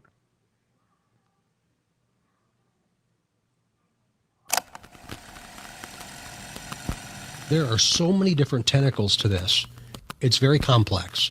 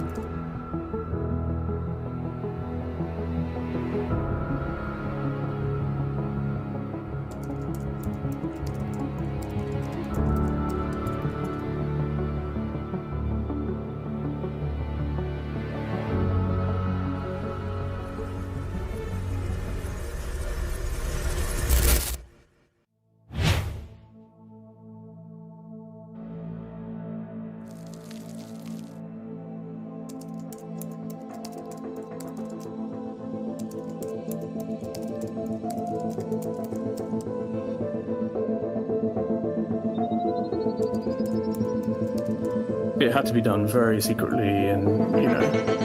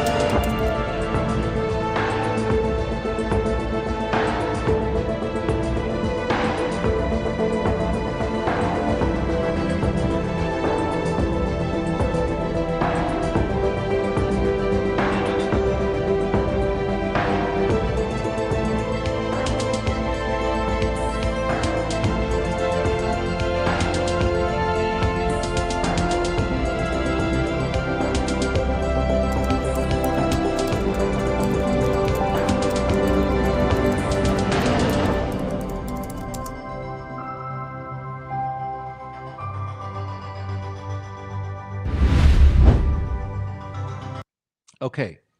I'm going to stop it for a second. This is what I was talking about. March 12, 2025. Okay. March 12, 2025. These are receipts, by the way.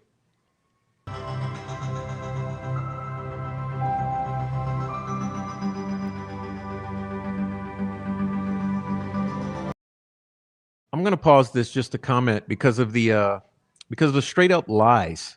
Okay. The attorneys representing Richard Allen continue to receive considerable number of inquiries and requests for access to public records and exhibits related to State v. Richard Allen. Okay. Recognizing the significant public interest and in the spirit of transparency, this site will serve as a central resource. Okay. But is this really by the attorneys for Richard Allen? Let's just keep that question in mind. Is this really an official website established by the attorneys for Richard Allen? Because that's how it was first presented. Remember, don't get it twisted. This was presented as the official website for the attorneys of Richard Allen.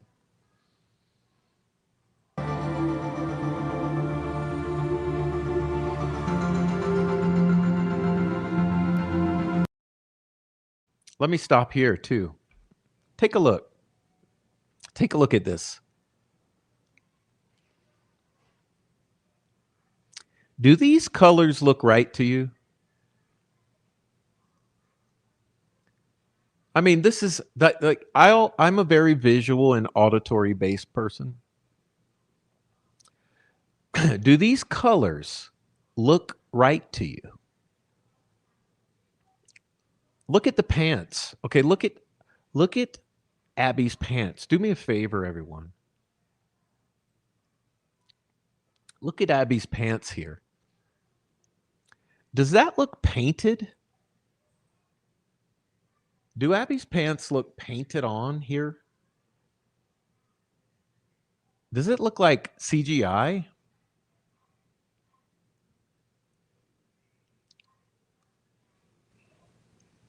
Or do these pants look like denim? You know, this is a very simple point. Is this the way that denim reflects light?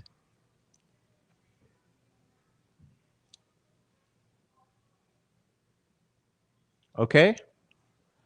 Also, does it kind of look like she's floating?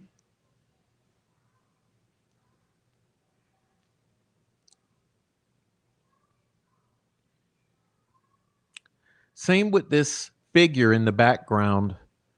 Okay, coincidentally, this is the figure that was said to be the size of an ant, right? Way back. Or does this, okay, this figure is very close, okay? Does this figure appear to be floating and painted?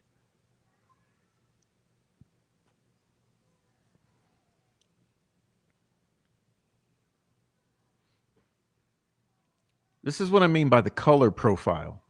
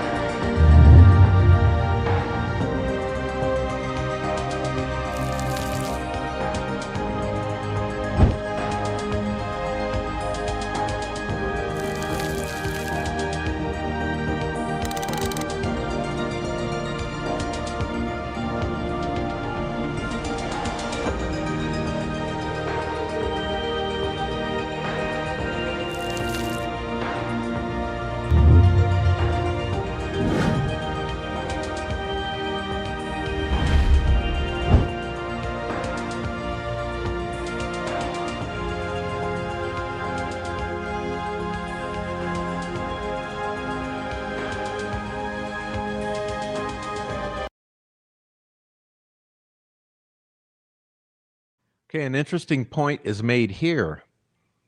Okay, the interesting point that's being made here is the 207 time period. 207. 207. Sound familiar?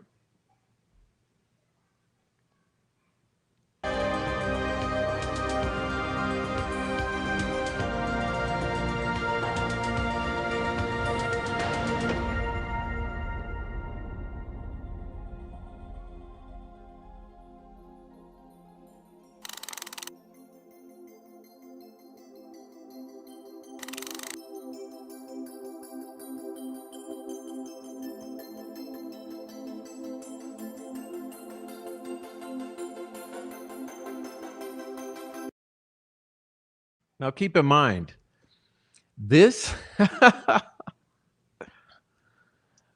we have hammered on about this particular photograph for years. This is the photograph that we have zero proof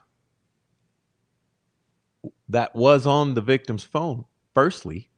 And secondly, this is the photograph that for years, multiple experts in Photoshop, and I mean former military contractors, former law enforcement, and professional graphic designers, multiple. 3 experts that I have vetted personally all picked this image apart, claiming it is absolutely 100% without a doubt photoshopped. Okay, the shadows are not right. The image of the individual is not right. The shoes are not correct. The background, far in the background, all the way where the trees are, show multiple signs of the erasing of individuals. There are multiple levels of manipulation of this image. Yet, with all of that, and with the admission that this image was pulled from social media somewhere, this was allowed to be presented in the court as evidence. I mean, look at it. State's Exhibit 226.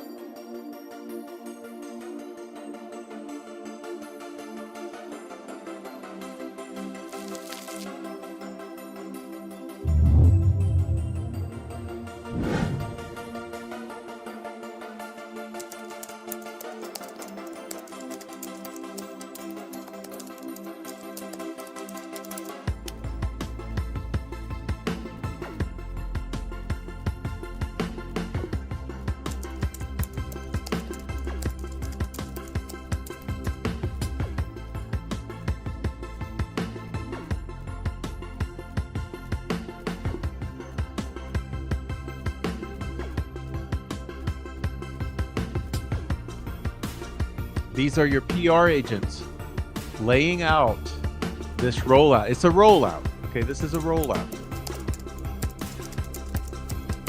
Your PR agents are rolling this out for the general public.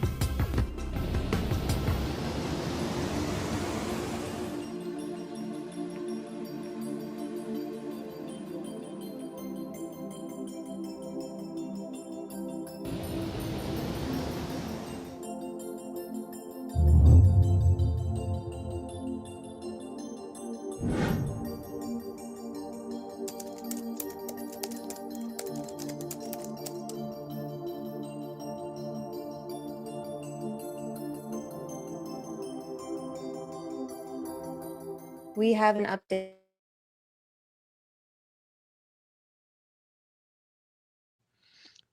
All right, so this is the continuance of the rollout. And here you see where this is first revealed to the public.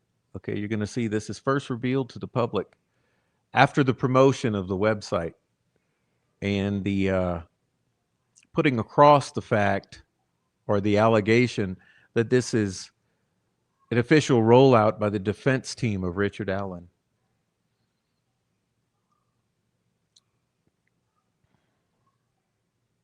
So this continues for some time. So we're promoting the website.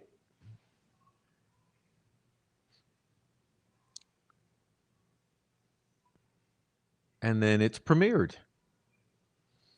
So we have the premiere of the BG video that the world has waited on for 8 years. Here we go.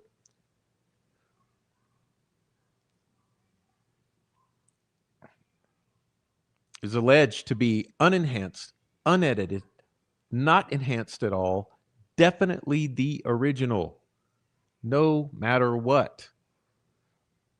We keep in mind the entire time, the entire viewing audience, a large portion of which were asking questions like, is this enhanced? This is bullshit. This doesn't look right.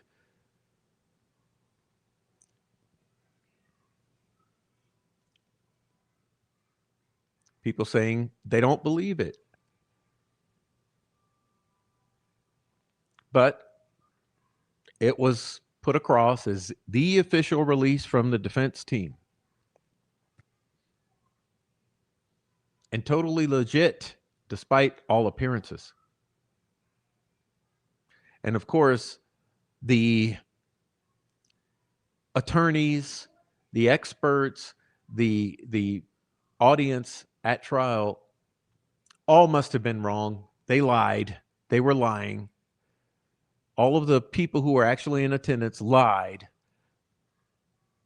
They didn't see what they saw. They didn't say what they said. This is definitely legit, straight off the victim's phone. Period. The official Rick Allen Justice website. Official.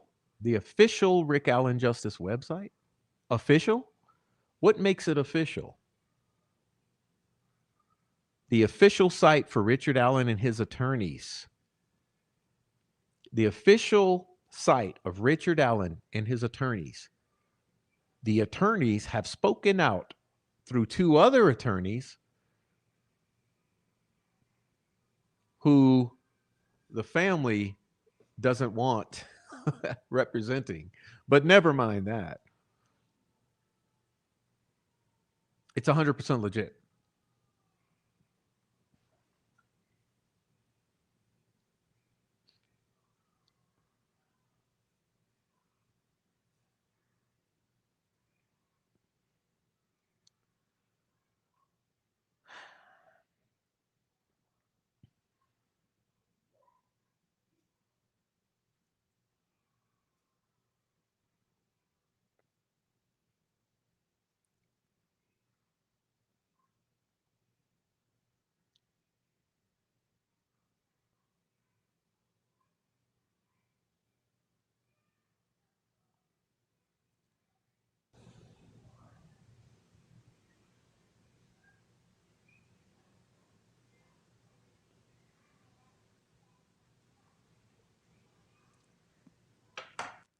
And you had multiple attorneys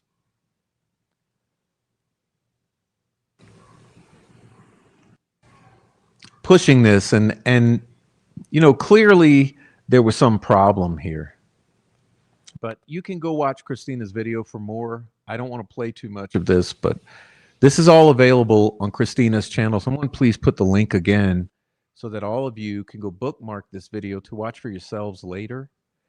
At your leisure, at your own leisure later. It's a very, very compelling video. So please do go and bookmark this video to watch later.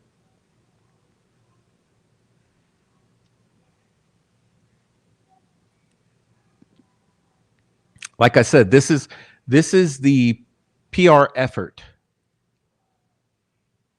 underway, rolling out a release and trying to keep things between the lines.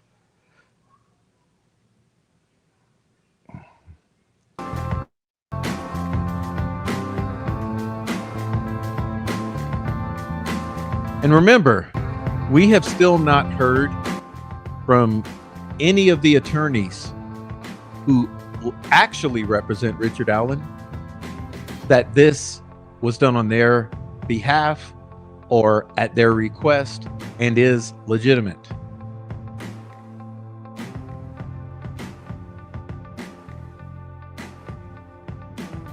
But I don't know. It's funny how that's allowed to pass. You know, it's funny how that's allowed to pass when the public seems to forget that you have not once heard Mr. Andy Baldwin, Jennifer Auger, or Brad Rossi ever vouch for the authenticity of this particular video or for the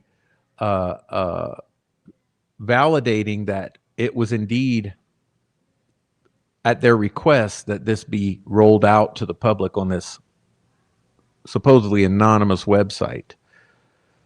But what you'll find is the same group of individuals behind all of this.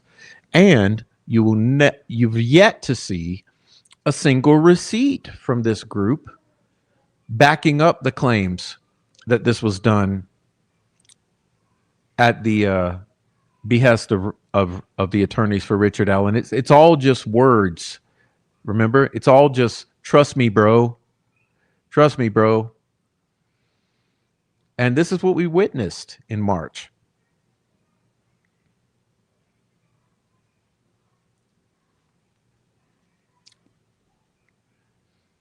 But it's funny how people will overlook the details and just swallow it hook, line, and sinker. Anyway, Miss Christina goes through a series of questions and observations regarding what's supposed to be the backstory of this entire thing. You can watch this more at Christina's channel.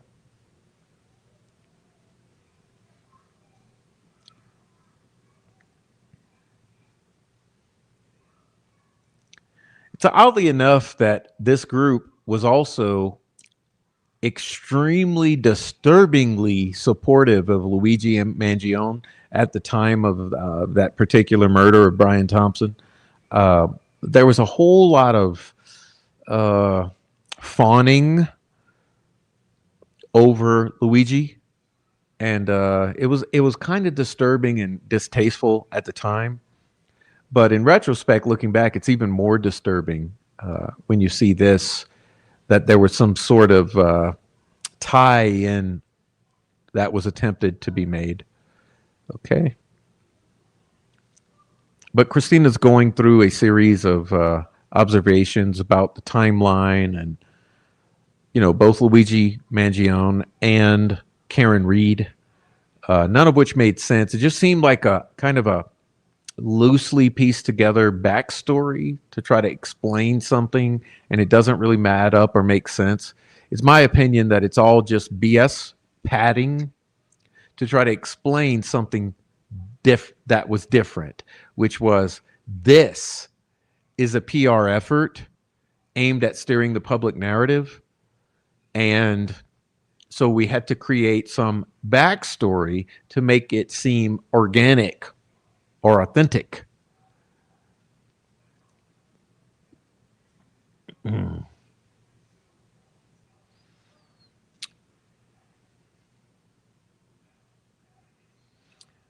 So there's some questions. The gang, and I think it must have been, what was it, like end of 2023. That's when I started talking to like the people who are like associated with this case in an online sense. who are the people associated with this case on an online sense? The point where I became like involved, if you like, was when Judge Gold denied Rick public funding for the experts. That means the fundraiser. Okay, the very fundraiser which likely funded this effort. Remember, questions were asked about this fundraiser, and nobody wanted to answer those questions. And there was a whole kerfuffle at the time of the fundraiser. Remember, you saw the absolute dissolving of the unraveling, and by which Paul or Tobor got a bad taste in his mouth over the fundraiser time. The young lady who was assisting David Hennessy in coordinating this fundraiser effort, she got a bad taste, or there was a dissolving of those relationships with her, and then there was a further dissolving of other individuals who had supported this fundraiser over questions being asked. Okay, and those questions were: why is this fundraiser not being operated properly? Why was this fundraiser disengaged? I mean, there were multiple levels of controversy over this fundraiser, and at the end of the day, there were multiple questions about the funds that resulted from the fundraiser.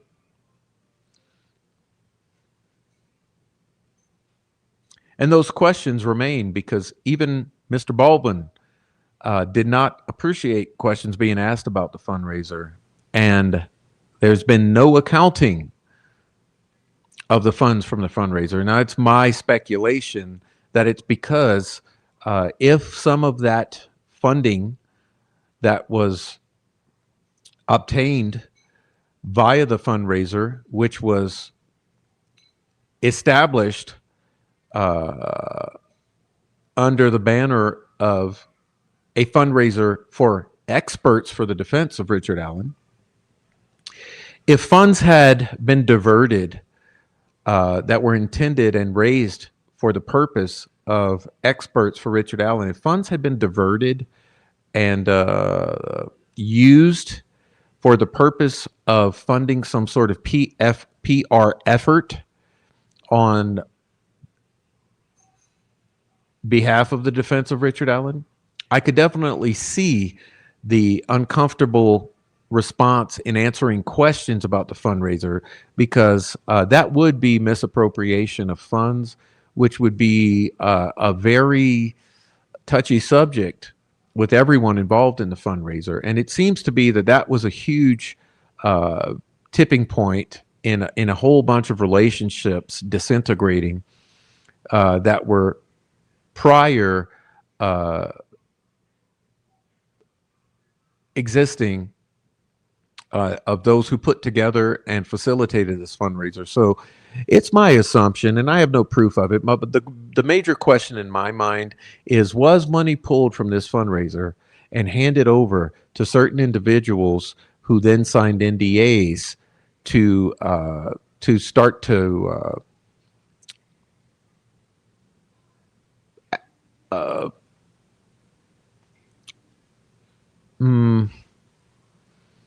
roll out a PR effort allegedly on behalf of the defense. So, who knows? These are questions that linger because of the lack of transparency in accounting.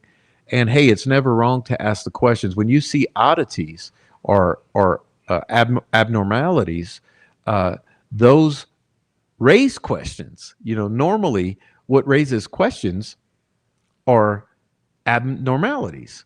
And so with all the abnormalities that came about as a result of this fundraiser, questions were asked. And then when the questions were asked, and not by myself, but by the donors, there was a bad reaction to it. And so that set off some alarm bells, and we still don't have those answers. We know that everything that's been put across in trying to explain that away just doesn't make sense. And we also know that the line at this point is that the line at this point is that those funds remain, and that those funds are to be used for Rick Allen in his next trial for defense experts. But I would have loved for those funds to be utilized for the first trial of Richard Allen for experts, because there could have been a lot done, including crime scene reconstruction, which would have been extremely beneficial to the defense of Richard Allen. And that's a huge question mark in my mind. Why did we not do simple things like forensic examination of the parallax in terms of determining the potential height of this figure in the video? And why was a crime scene reconstruction not done? Why was testing of certain things not done? All these things that these funds could have been used for seem to not have been done, all the way up to, throughout, and to the end of trial. Just how do you have $35,000 not spent sitting there? You could have pulled out all the stops before trial using those funds and had a whole bevy of experts at your disposal to try to pull this together. Okay. And that was just like, that was completely unacceptable. This was around the time when Karen Reed was fundraising for her first trial. Yes. And she'd done really well. Like she'd raised over $1 million, I think. Yes. In a fairly short amount of time. So the conversation was, how do we do this? How do we take this idea of online fundraising and like get some money together for these experts? So I started speaking to Cara, and there we go. There was money raised for experts, but like I'm saying, the funds were not used. What on earth?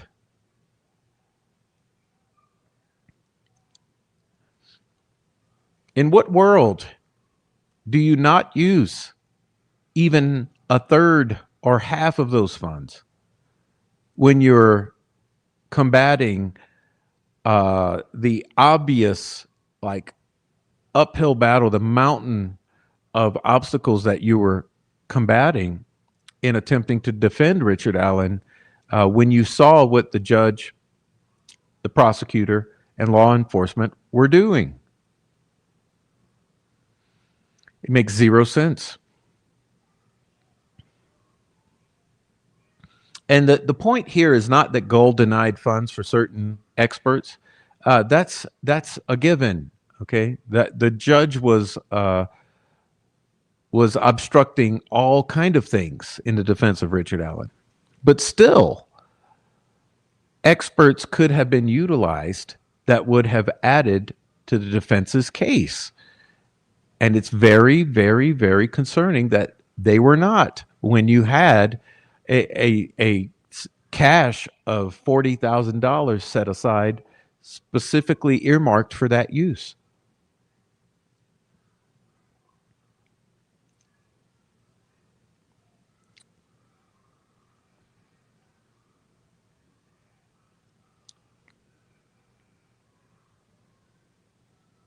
Anyhow, what Christina does here is lay out a timeline of some of these narrative points, and that's for your exploration later. I'm not here to play it in its entirety for you, but here, since I own this, I'll let this play. I really don't like being mean to anyone. I'm not trying to be mean, but let me say what I have to say, because I mean it. The way you've done it, there's no credibility, and that's the problem. Okay, because like people are highly reticent or suspicious of everything when it comes to this case. Because this mystery, like, did you really want to cause more confusion? You're actually causing misinformation and chaos and controversy where there does not need to be controversy. We need to be focused on what's pertinent. People want to know the pedigree, the provenance of this. Okay, so the way they earn their trust or they gain faith in it is to understand who is putting it forward. Then they know whether they're trusted or not and where it's coming from. I'll give you till Monday, okay, because you did this the wrong way. you did it the wrong way. I'll give you till Monday. Because here's the thing. You have to stand behind it. Okay? So I understand what you're trying to do. I do. I empathize with it. I agree with it to a large extent. But here's what I think. You did it in the wrong way. You got to stand behind it. Okay. And that was me days after this nuclear bomb was dropped on the community, simply saying somebody has to take credit for it. It was my attempt to allow those who were responsible for this to take control of the narrative.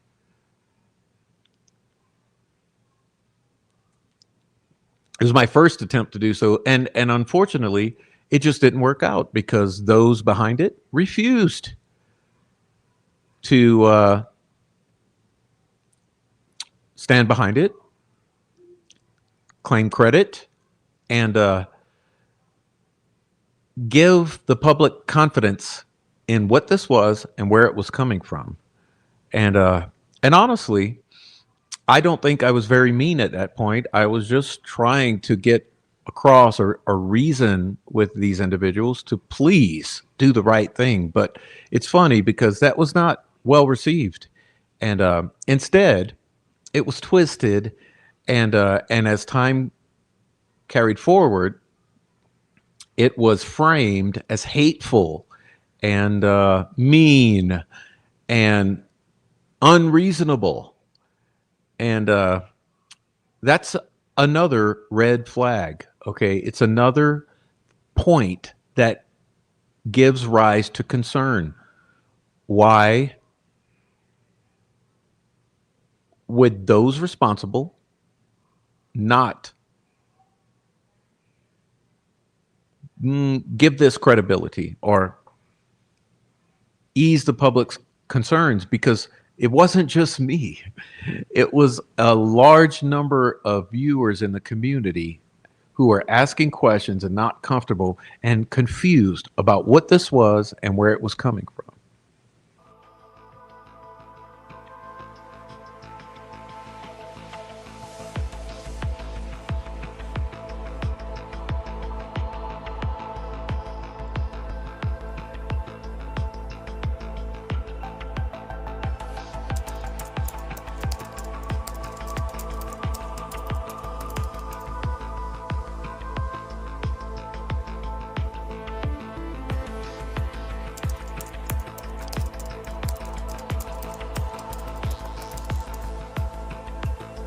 And as I said, I even went a step further, which was I privately reached out to those or some of those who I had established I already had a line of communication open with. I reached out to them directly. Firstly, to give them the opportunity to address it themselves before I had to address it, because I thought it was the best way for it to be handled is that those responsible explain it and also show the proof, which is a key component. Show the proof. Don't just say it, but explain it and prove it and put the concerns to rest. But this was all framed as hateful and combative, and it caused an extreme amount of distraction, like I said, all summer into the autumn. You all watched that play out. And of course, I paid the price.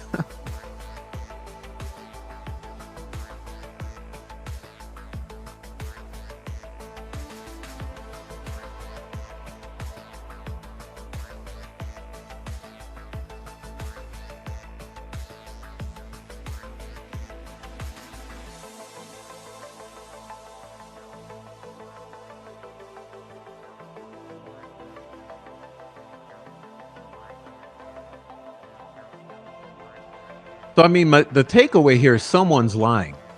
Okay. Either these individuals are lying or the defense attorneys are lying. And I think a lot of people miss that.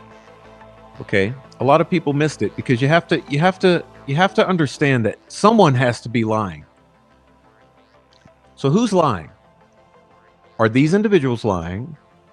Or were Jennifer Auger and Andy Baldwin lying? And that was in March. We're now December 31st. So who, for the greater part of this year, 2025 in review, remember? Who for the greater part of this year has been lying or deceiving the public? Is it Andy Baldwin, Jennifer Auger, or is it the cranks? Luke, Sleuthy Goosey, Angela, and Michael Osbrook. Okay, and that was me identifying the individuals responsible for the release of this video when no one knew. But I felt obligated to you all to establish for the record who was behind it, where it came from, and who was responsible. And look at the date, March 18th. Okay, March 18th. So by March 18th, when no one else knew where this came from or who was responsible for it, yours truly came to the public. That's you, the viewer. And I explained to you who was behind it, identified the individuals responsible, and provided clarity to the community when no one else would. I took all the risk and gave you all the answers. And what I received in return was the most hateful, angry response you could imagine. But Luke and I got accused of a whole lot of bullshit that where would I have even gotten the fucking video? First of all, people think that me and Luke put out. There was no accusing. The video. There was That's a really good transparency. Luke and I are nobody. Where would we have gotten the fucking video? Where do people think that came from? I didn't have it. I saw it when y'all saw it. False. That's absolutely false. Okay. I had a phone call from an individual just prior to this. And that individual told me that they received a phone call from Angela days before the release saying that this BG video was obtained and that they needed to get it out there. And there was a effort underway to get this video out here. And days later, it was released. So this is a very interesting argument here. And I'm not here, this is not about beating anybody up. Remember, because the way this is always framed and will be framed is that this is an attack. This is drama. This is beating someone. There's no beating up. This is about truth, transparency, and facts. Okay? So I'm trying to understand this entire thing. And I would like you to try to understand it. Why? And that why has not been answered. But this is the road we've traveled down in 2025. So when somebody approached me hatefully in my DMs, I was like, listen, I'm more than willing to accept responsibility for the shit that I do. I'm not going to accept responsibility for that. First of all, if you come to me with a question and I can answer it, I'm going to answer it.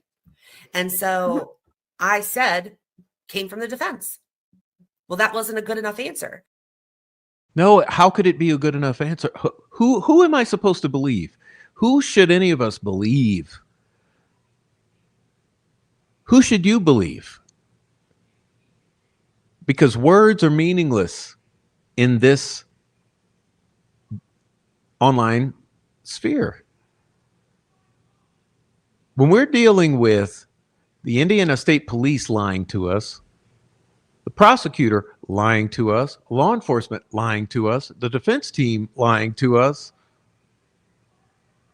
the individuals at DOC lying to us, other community members lying to us, witnesses lying to us, family members, when everyone has lied. Remember, my mantra here in Delphi is everybody lied. Okay, everybody lied. That's Delphi in a nutshell. How do you frame Delphi in one phrase? 2 words. Everybody lied. Knowing that, how do you take anyone's word? And I'm like, you can go live and you can tell people that it was Luke and it was this and it was that, and people aren't being like, but you'll be lying to them. If you say anything other than that the decision to post those and where they came from was anybody besides the defense, you're going to be lying. I didn't lie. You heard me call out the names. So the question here is, where's the proof that this came from the defense? Where's the proof that it came from Andy Baldwin? When we know, as a matter of fact, that Jennifer Auger was going to draft a press release denying the involvement in this and condemning these individuals for releasing it. So why is the prof the evil person here? So if somebody's coming into a group and saying, "Oh, I'm one of you," and okay, we accept them as one of us, and then they keep saying subtle things like, "Oh, I don't think this is right, and I don't think this is right, and I don't think this is right," and they don't come to you. They don't come to you privately and say, give your feedback in private, which is fine. They do it in that kind of pernicious way where it spreads and it takes hold, and then people start believing it.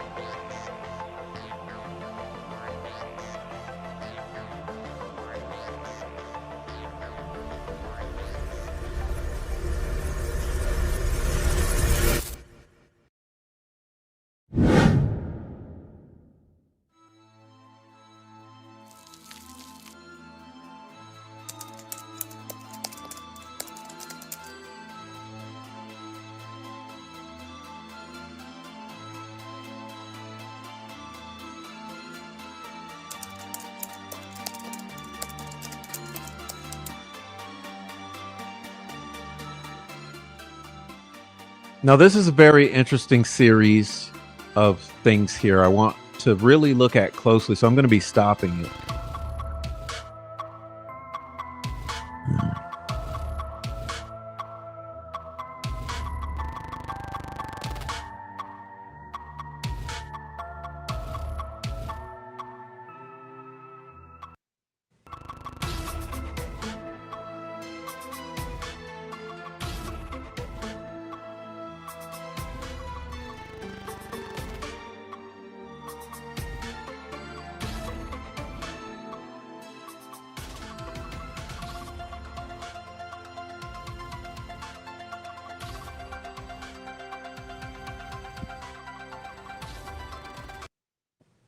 True, who are these amateurs?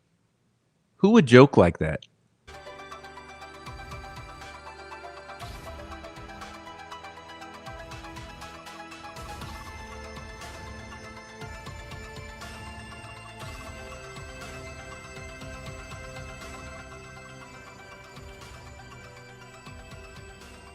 As with all things Delphi, this is going to heighten the mystery. Ugh.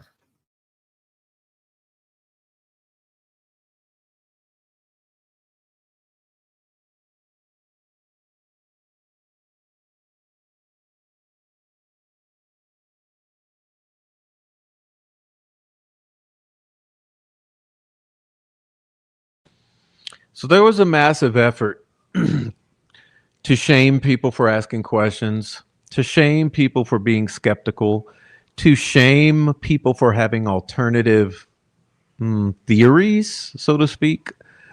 You know, even regarding things like the anomalies that we've always addressed in this case. Remember, for many years, there were questions asked like, what time were those girls dropped off?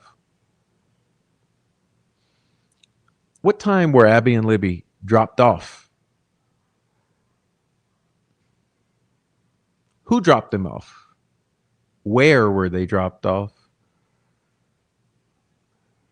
Was the BG video planted on the phone? Remember all those questions? But there came an intense smear campaign or attempt at discrediting, including all of the typical tactics of slandering, doxing, using family members as weapons, smearing.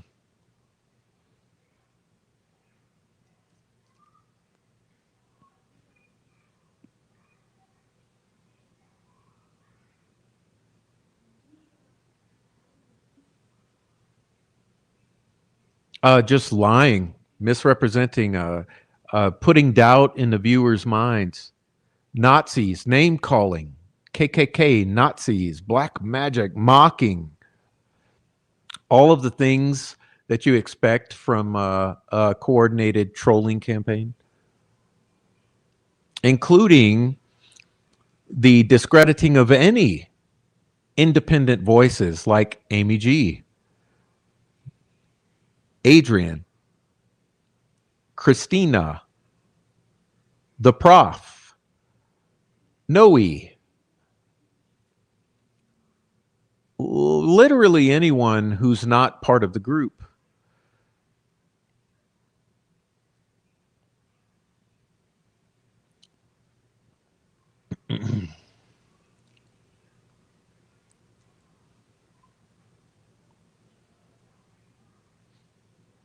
You're a monster, your kid's a monster, you're a pedophile, all your families are pedophiles, you're a bully,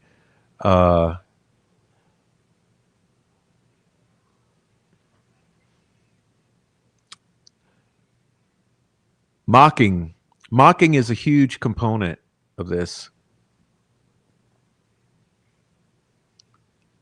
See, Christina is being smeared here.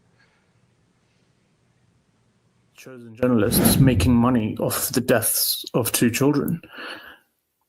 Like, how is that okay? It's not. Yep. I mean, what we're talking about here is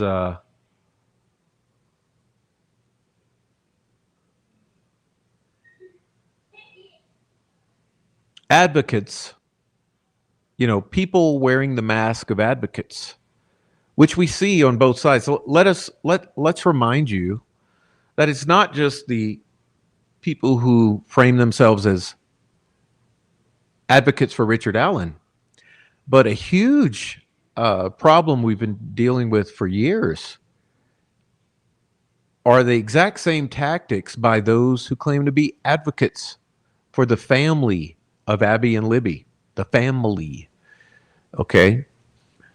For the family of victims of Keegan Klein, for the family of the victims of the Florida 4 fire. Okay, so in other words, advocacy as a mask, it's a common thread that runs through a lot of the cyberbullying and narrative control that we're seeing, and we have been seeing going back to the original Delphi Docs Reddit, which goes back years, to the Keegan Klein kerfuffle. So since the Keegan Klein, if you really put this into perspective, since the Keegan Klein arrest and then the revelations, the transcript release, since all of this Dropbox stuff has come to the forefront, and Anthony Shots, like I said, the most important pertinent stuff in this case, in my opinion, since all of that,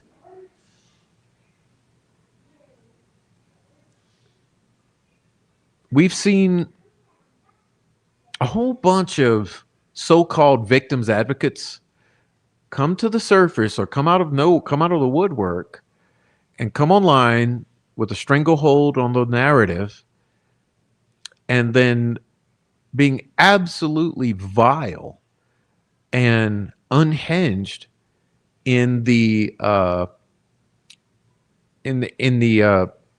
silencing of critical voices or independent voices. And so PR masking as advocacy, or narrative control masking as advocacy, it's the primary indicator in the Delphi murders case. And for all of you new viewers, you should start to understand that the narrative control aimed at having you not look at Anthony's shots or the Dropbox or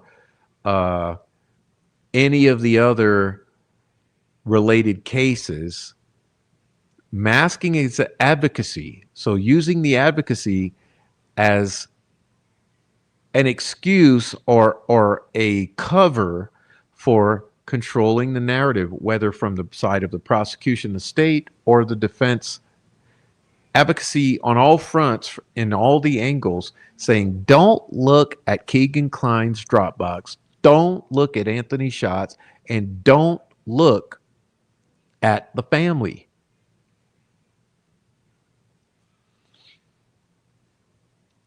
And I know that many of you, when I was fighting this battle to try to stand up for what is right, many did not see it, and so many disengaged. Like I said, my viewership fell in half during this period because people could not understand it or see it.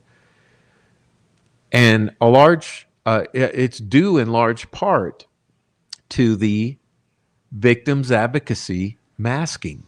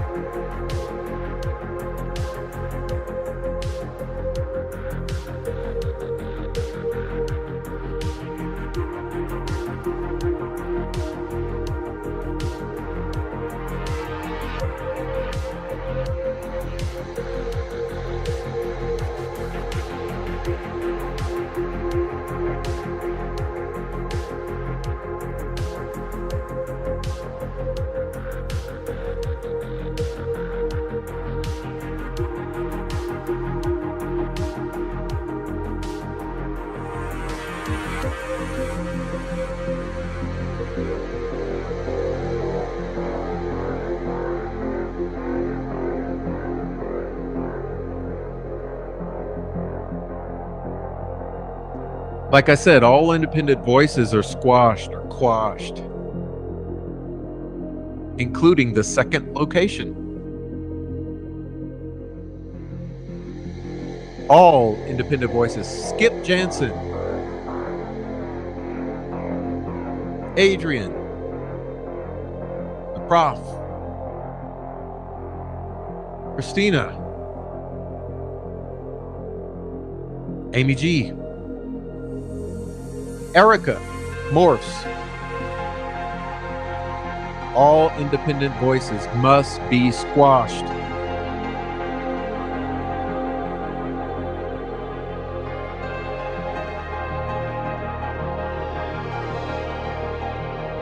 Faux outrage, concern trolling. When you start learning the key terms that are used to manipulate, it's very interesting. Faux outrage, concern trolling, lunatics, Nazis, and on and on and on. And a good point is made here that it's not just the YouTubers, but we literally had attorneys out here. Okay, literally attorneys. High-powered attorneys participating in this circus using the same tactics.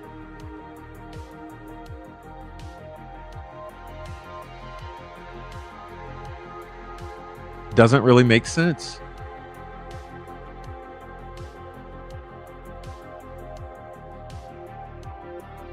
But this was our 2025. You know, this was quite a year.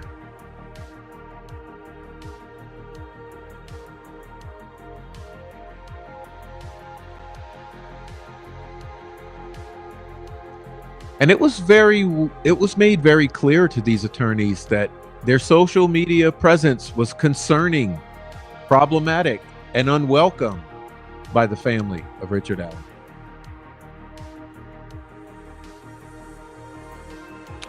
But it's funny because even that was mocked.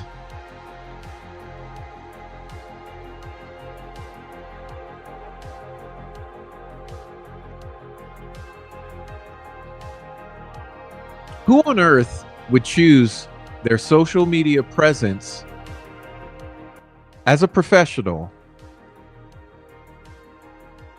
over operating in a professional capacity supportive of the cause they claim to care about in this case? Who would do that? But we saw many of these attorneys that they did exactly that. They prioritized their social media behavior and presence and voices over true advocacy in support of Richard Allen and his family in a professional capacity.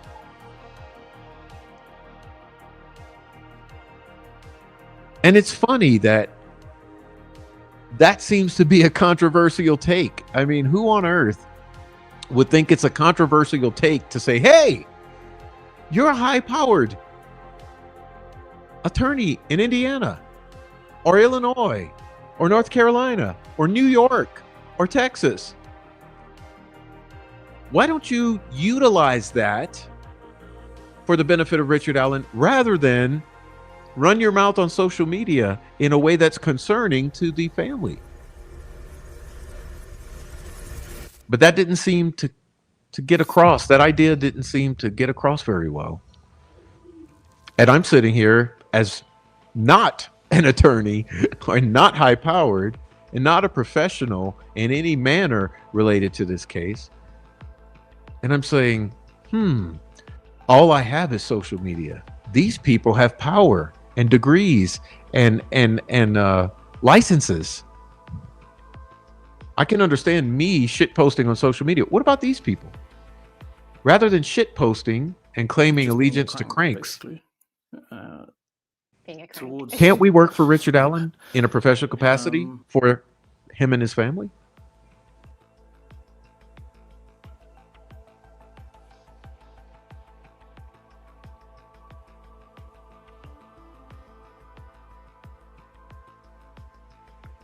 But this has been the road we've traveled.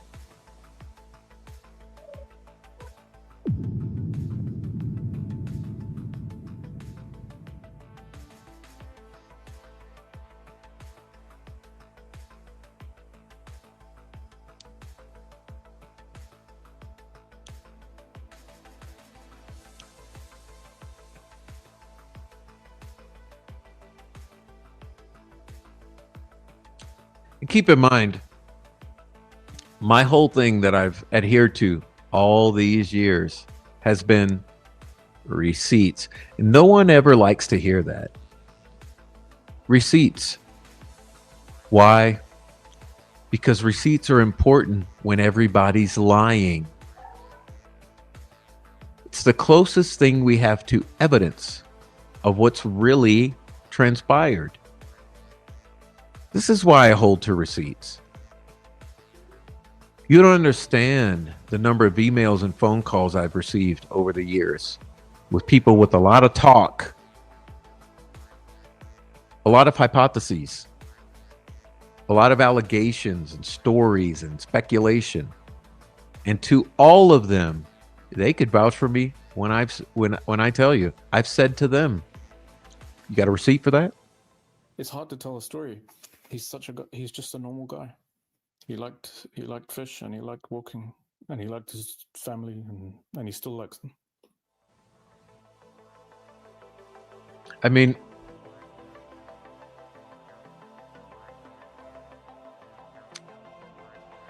I've always thought this case will be solved on social media because clearly law enforcement is covering it up. So if you're going to solve it on social media or get to any sort of element of truth on social media, it's just like law enforcement should be doing, right? They build an investigation based on evidence. What's the evidence we have on social media? Receipts.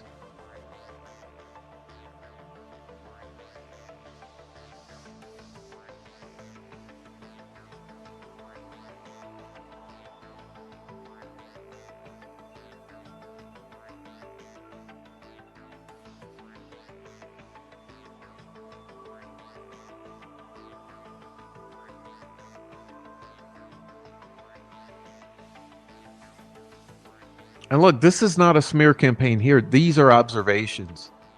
Kathy Allen Camp is uncomfortable with my online presence. Well,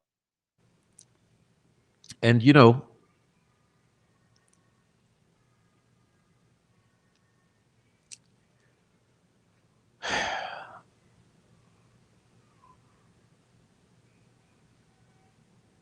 how do the old folks say it's a hard road to hoe or something like that?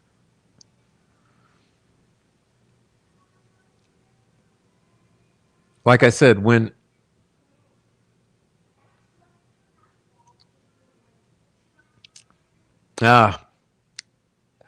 I'll let it go. I'll let it go. I think many of you understand, but I guess the point I'm trying to put across is this was a year of our lives.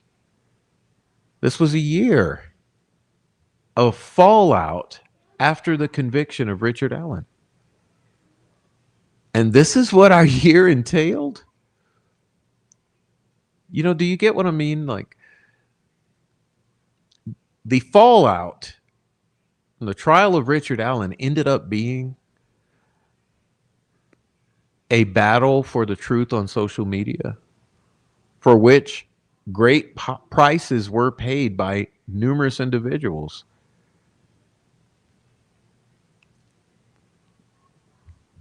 And here we are now. So now we're at the end of the year, a year later. And where are we now? Waiting on an appellate tribunal to make some decision. What a waste of a year.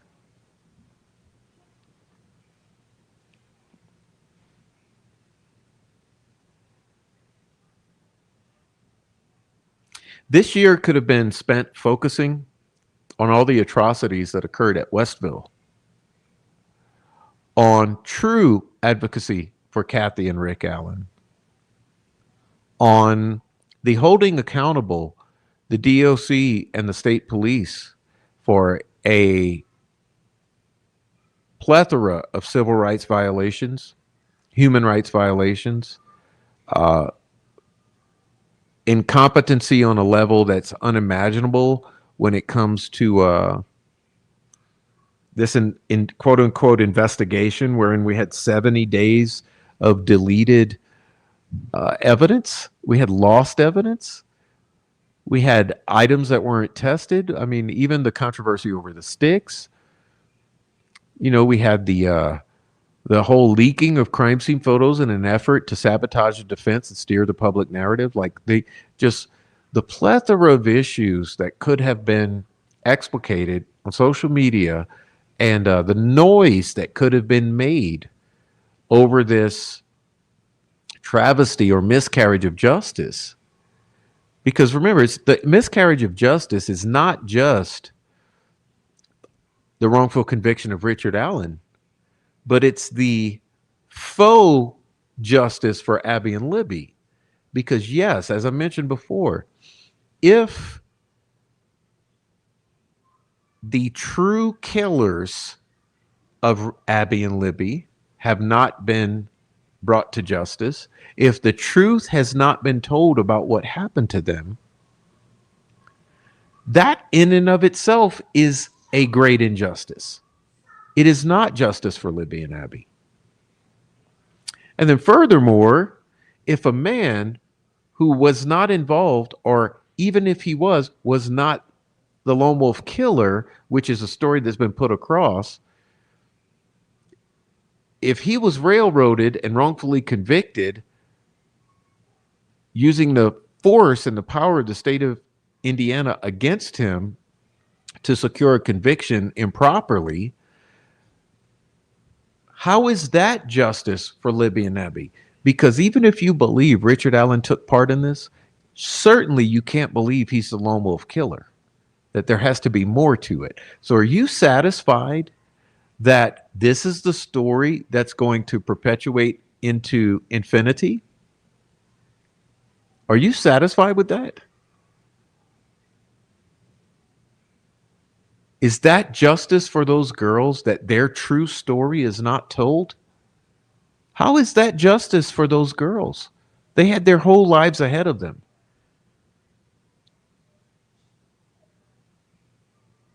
True justice for those girls would be the true story being told about what actually happened to them, regardless of the consequences, regardless of what it means for whoever.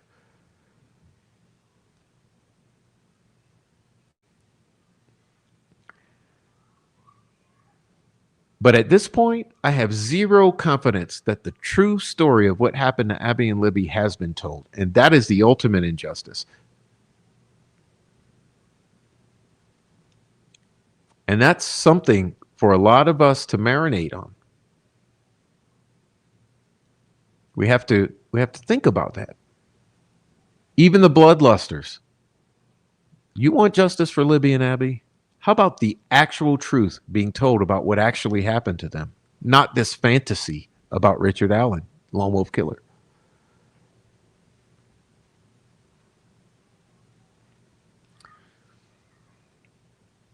And then I guess I should say now for the East Coasters, Happy New Year. I know we're all over the place tonight, but Happy New Year on the East Coast of the U.S. We have a Happy New Year. Hopefully you hear the fireworks in your locality. So the East Coast, Indiana has left. Delphi, Indiana has left 2025 behind. So hope 2026 gives you all that you deserve. But Happy New Year to everyone out there. Happy New Year. Fireworks are going off. Perfect. Happy New Year. I can't wait. We got 2 more hours where I am. 2 more hours. Happy New Year, Adrian, Steffa, Swade Smith, David Rogers, Lisa. Who else is in here? Carla Ann, Untamable, Dennis, Lisa. Did I say Lisa already? Heavy Metal Rehab, Jamie Hicks, Deb, Becky, Dennis, everyone who's watching, everyone, Happy New Year. And for me, I'm still waiting. So, hey, I'll wait. What's up, 26 Dead Zombies? Low Card, hello. Happy New Year's all. New Year all. I'm still gonna keep trucking along till we're through this, and who knows how much longer we'll go. But Happy New Year to everyone. I'm glad that we're here together. Wanted to come for New Year and say hello to everybody. Please support the channel while you're at it. Check out the link tree. I also want to advertise my TikTok. So I just started a TikTok.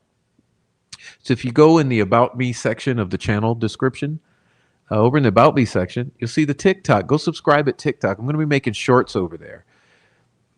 Appreciate if you follow me at TikTok. Appreciate if you follow me on Substack, at Twitch. We'll be back on Thursday nights at Twitch. And I appreciate if you follow me anywhere. And if you send support, if you'd like to support me, best way, Cash App. Okay, I get it right away. And they take the least amount because, you know, YouTube, 30%. 30% over at YouTube. Yeah. YouTube makes more off of me than they make off of anyone on Delphi, other than probably Gray Hughes. Yo, imagine the millions of dollars they made off of Gray Hughes, I right? will out you because that would be absolutely borderline, if not borderline, like crossing the line into unethical behavior. If you tell her that you had no idea that that was being posted, you are lying. Right. And thankfully, no thing came out. You mean press release? She means press release. No thing. Thankfully, no press release from Jennifer Auger and Andy Baldwin came out condemning us and denying we were involved. Thankfully, no thing came out. Motherfucker, we will out you. What is that all about? I still can't get over that. But it just seemed as though people just stopped giving a fuck. Like, the video was not enough. I'm glad that it's out, but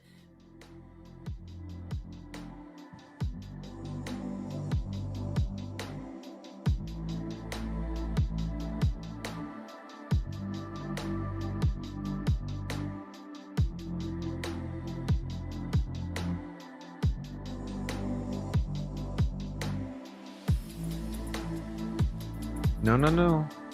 Not.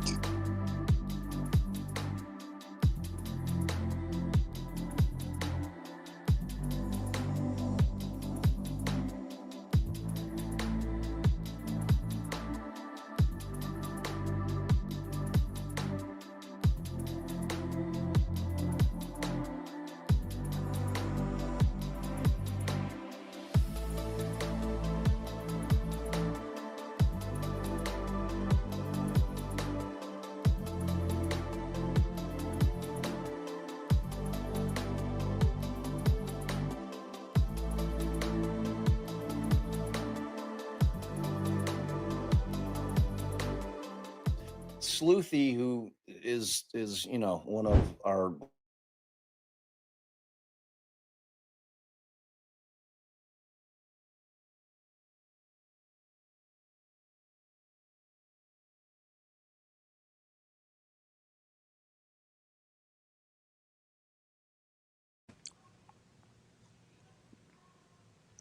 Sorry, I'm having chocolate. Hope everyone over there or out there is having snacks and refreshments. Enjoy yourselves. It's New Year.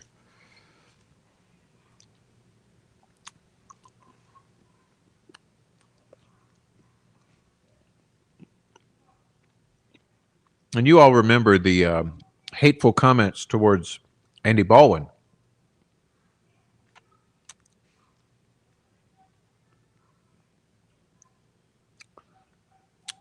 Andy Baldwin, the pussy. Yeah, the chocolate I'm having is very delicious.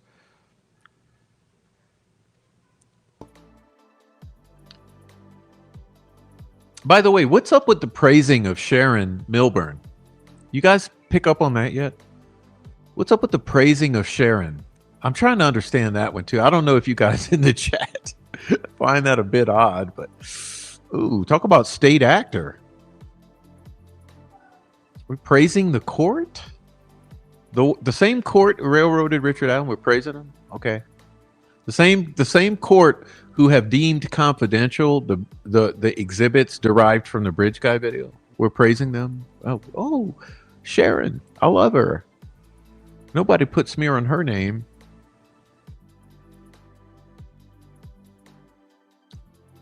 I mean, all these state actors in Indiana can kiss my ass. It's not the other way around. Okay, I'm not doing any ass kissing on the state actors in Indiana. I just don't get it. But your cranks kiss the ass of state actors in Indiana? Huh. This is Luke, by the way. Luke is Delphi Docs, for those who don't know. Okay, Luke Cohen is Delphi Docs. So don't get it twisted. I know there's been lots of lies. It's supposedly a woman. No, there's a lot of these guys pretend to be women. Okay, don't make me even go there. I'm not going to start calling all the names, but look here. Here's the deal. Several of these people who are guys have fake accounts where they pretend to be women, which is kind of interesting if you think about it. Kind of interesting. they're catfishing. So several of these guys pretend to be women. But yeah, Luke is Delphi Docs. You know, wake up call. It's not a woman.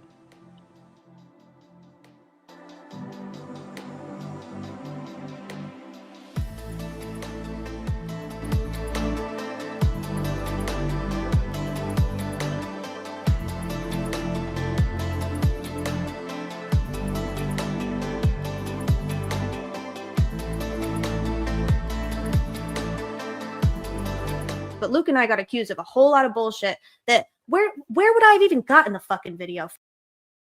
Michael Osbrook, maybe? I don't know. Who knows? Did you guys make it? Did you guys fabricate it from scratch? I don't know. First of all, people think that me and Luke put out the video, that we leaked the video.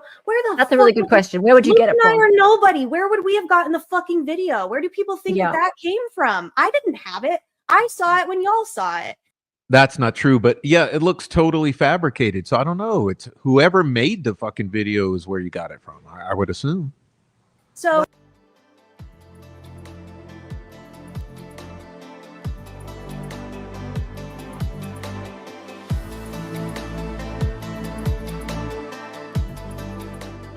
Angela Sedlowski had sent me the Luigi website, and I thought, this is brilliant.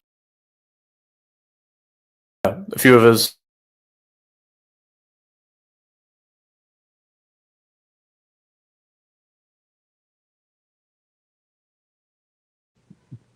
Anyhow, Christina tends to go on and on.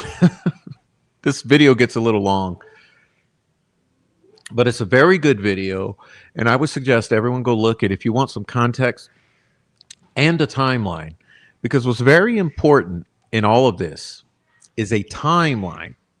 Okay, so what I'm saying to you all is, until you piece together a timeline, and I mean going all the way back to Keegan Kline, okay, what you do is you build a timeline.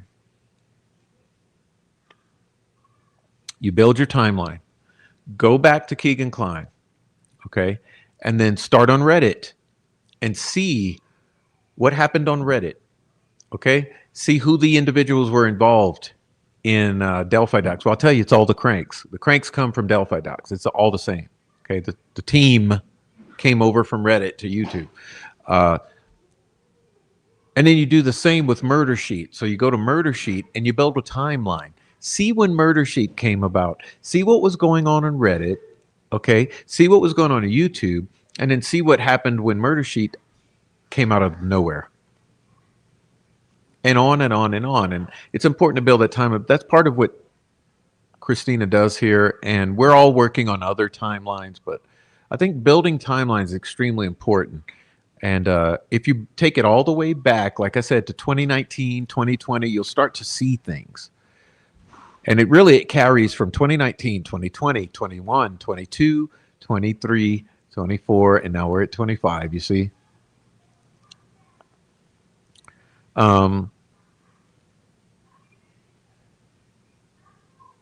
when you understand it's all of the same individuals behind all of this, going all the way back. And by that, I mean the Troll Farm and the Cranks all as a unified party. That's what we call the Uniparty. But what you'll see is that it's always been the same people, you know, almost back to 2017. You know, 2017, it was primarily the locals, because the first group that came on to handle this were the locals.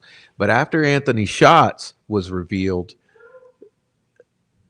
the outsiders came on in. So it's interesting how this all worked out. But like I said, a timeline clarifies a lot of things. You start to see a lot of things.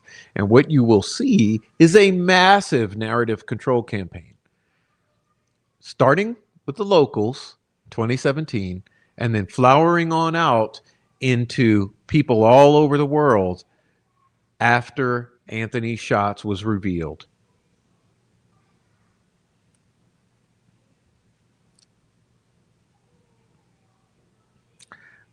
So I think what we'll do is we'll jump to some of this. You see, I'm going to jump through some of this. So there's a lot of this.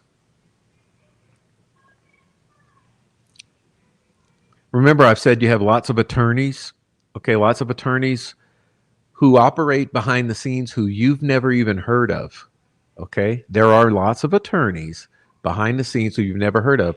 And I also mentioned there are also some that are obviously out here on social media that you have heard of.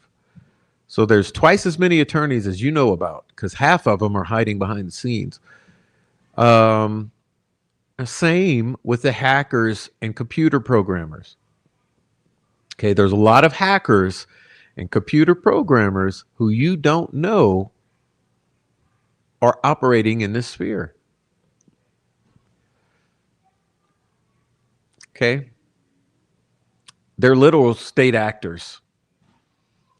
In other words, what am I saying about that? I'm saying that there appear to be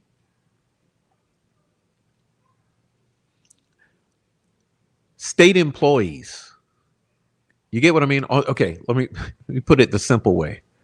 On the state payroll, individuals very apt at law, very apt at cybersecurity, computer programming, all of whom are on the state payroll that have infiltrated this case for years now. And you got to consider that, because I'm not talking about 1% or 5% like would be reflective of society. I'm talking about exponential percentages or percentile.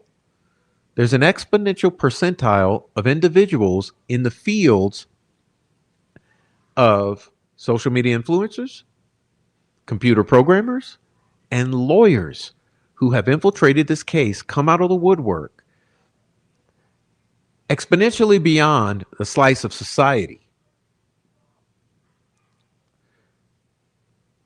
Why would that be? What is it about the Delphi murders that would attract an inordinate amount of programmers, influencers, and lawyers?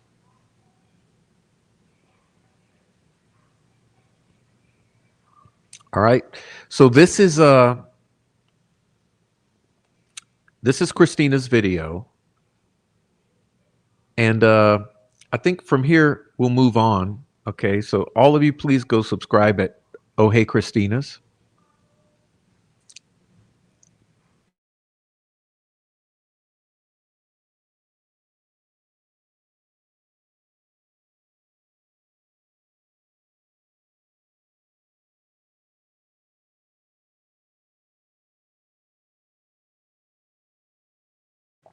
All right.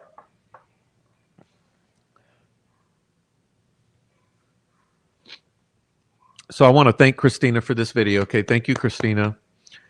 And then what I want to do is bring up another presentation from Adrian, who is Dark Arts by Adrian, or also In Light in the Dark.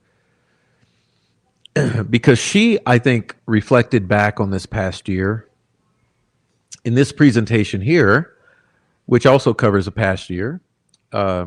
She took it from a different angle, but also reflected on this. And she called it online harassment that fractured the Delphi community. Egos, manipulation, psychological warfare. Advocates became influencers. Truth became content. Cranks and Troll Farm became the uniparty. Two sides, same sickness. Cruelty and control of narrative. Smears became reframed as drama.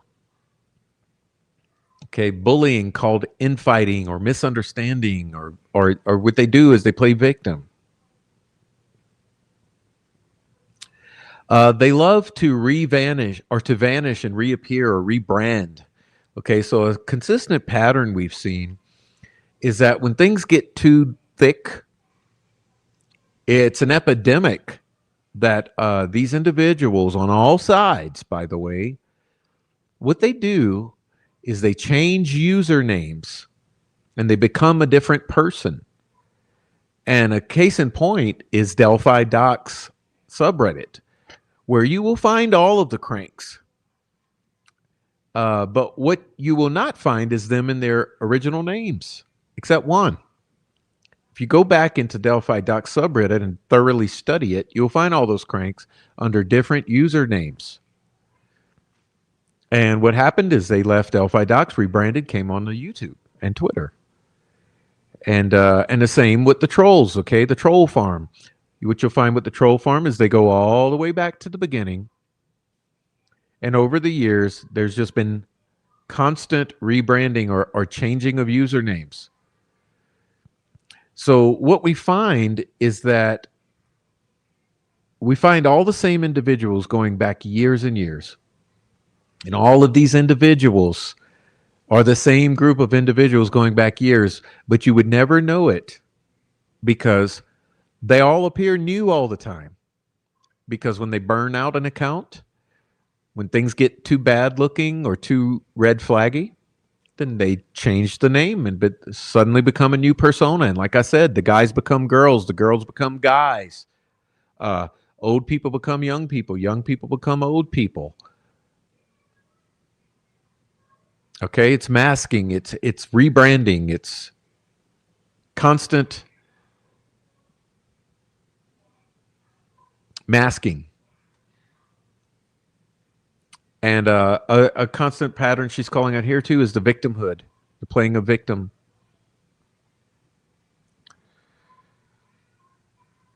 And so I'm going to step through some of her slides here, where she's laying out a timeline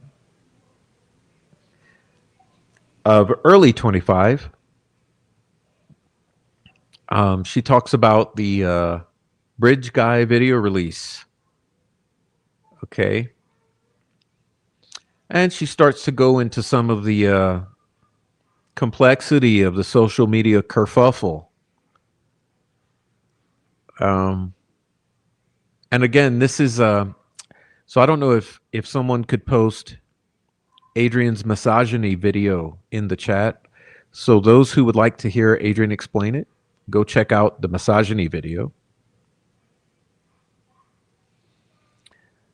She reads through and explains this presentation very well, but you can see here some of the topics touched on, which are the uniparty narrative control, social media dynamics and drama creation. Sort of, I call it a distraction campaign more than anything, because the more truth that seeps to the surface or rises to the surface, the more distraction is necessary. And I think that's important for everyone to understand.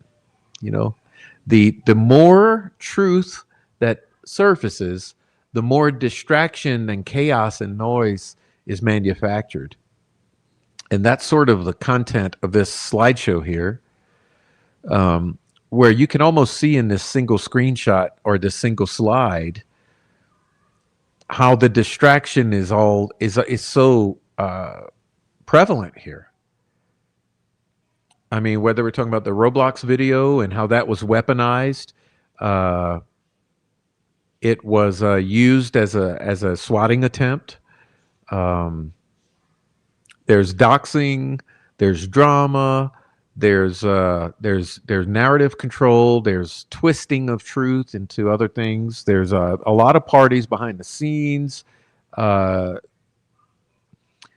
Anyway, she says the following presentation reflects my own firsthand experiences and opinions regarding online harassment, misogyny, and community behavior within the Delphi true crime space. All statements are made for commentary, educational awareness purposes under principles of fair use, free expression. Any examples shown, including screenshots or quoted material presented as evidence of public behavior, are not intended to defame, harass, or threaten any individual. Me either. This is what I'm saying. This is about looking back over our shoulder at what this year was about. Okay? Looking back over our shoulder at this past year and understanding all the various chaotic events that unfolded and why. It's all noise, distraction. Guess what we're not talking about? When we're talking about all this stuff, what are we not talking about? We're not talking about the treatment of Richard Allen at Westville, the force medicating him and coercing confessions out of him. We're not talking about the totally unhinged behavior of the prosecutor and judge in the trial of Richard Allen and the blocking of any attempt of the defense to be able to present a defense. So instead of talking about the egregious civil rights, constitutional, and legal violations that happened in the case of Richard Allen, accused of the Delphi murders, what we're not talking about is that, but what we are talking about is, oh, this one is doxing me, that one's doxing me, this one's swatting me, that one's swatting me, this one's threatening me, that one's threatening me. And she says similar patterns of silence and intimidation have been experienced by many other creators and commentators. In this presentation, although predominantly told from my own point of view, the one I feel comfortable expressing for obvious reasons, this presentation aims to highlight that broader issue. Memes and GIFs are often used as psychological attacks disguised as jokes. And this is a playbook from the nihilistic 09A 764 sphere, right? That memes and GIFs used as psychological warfare to slander and humiliate while maintaining plausible deniability. Oh, it's just a meme. Okay? Using pain as entertainment. That's self-evident. For instance, attacking my son as a way to cause me pain, as a form of intimidation, as if I'm not pained by my son and his legal kerfuffle, being in jail, and his social emotional issues, but weaponizing that. Jokes, humor, masking cruelty to dehumanize targets, distort their identities, and invite group harassment. This is a very common theme in the Uniparty, in the smear campaigns, that they laugh at us, right? Dehumanize us, distort our identities, making it easier to invite group harassment. That's the whole thing. Calling you Nazis, calling you crazy, calling you pedophiles, all these sorts of things, and laughing at you, laughing at when you're upset. And it's another thing, is a narcissistic kind of technique of triggering you into an emotional response. And when you get on angry, when you get on hurt, sad, depressed, upset, crying, any sort of response that you have to the cruelty, that is then weaponized and say, look, they're crazy. He's crazy. He's abusive. She's crazy. It's what we call narcissistic crazy making, right?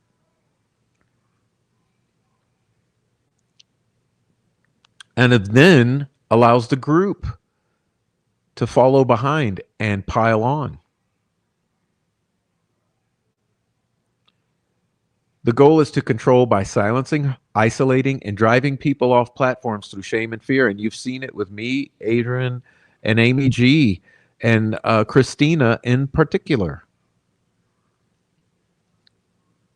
You've also seen the same thing with Noe Amos before his probation was violated. You saw the same thing with Noe, where they bait him into a response, and basically they poke, they prod, they push, they intimidate, they poke, and what's the term?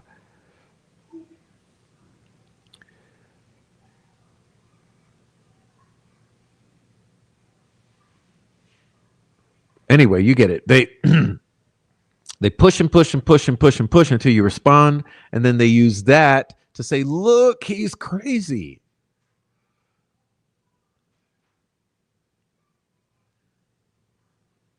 Anyway, she shows some examples of this. But like I said, this is a straight out of the nihilistic cult playbook, and you can, in particular, go search, Google search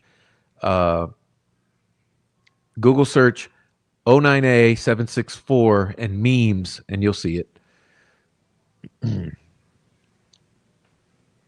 Another thing they do is they love to diagnose and take particular note that some of these individuals are literal medical professionals, psychiatric providers, and nurses. And they say things like, she's so much more than a narcissist. She's a psychosociopath with borderline personality disorder and narcissistic personality disorder, plus paranoia, from what I am assuming is related to copious amounts of methamphetamine, and can no longer tell the difference between pixels and grass. Truly disturbing, disgusting, and sad. Someone needs to enlighten your dark with Prozac stat. Now, keep in mind, Richard Allen was on Prozac the entire time because he suffered from a serious mental illness as deemed by the state of Indiana DOC in terms of major depressive disorder. He was on Prozac, and they were medicating him with Haldol on top of the Prozac and at an additional or improper body weight. He was being overdosed with the Haldol because they were overdosing him for his incoming weight. Anyhow, you'll see the sin of defending Kathy Allen against all of these individuals was this shaming. And trust me, Amy G got it too, and Christina got it too. Of course, anyone who has any sort of insight or criticism into these things is deemed as crazy or mean and evil. You see, crazy, mean, evil. And the weaponizing of the stigma of mental health, which is oddly enough, because as a victim's advocate, knowing of Richard Allen's mental health condition, it's odd that these individuals would try to weaponize mental health. How do you respond with to accusations from someone with schizophrenic delusions? The loony bin is calling. Adrian, pick up the phone. AI psychosis. Okay, she's a fucktard.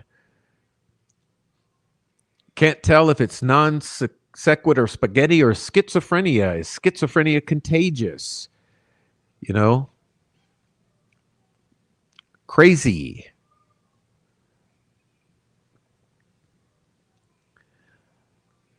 And you see it goes on and on and on, okay? I'm not going to read through all of this. Obsessed, crazy, schizophrenic, psychosis, psychotic, you know, smear pest, MK Ultra, foster plant, abusive, lunatic, you know?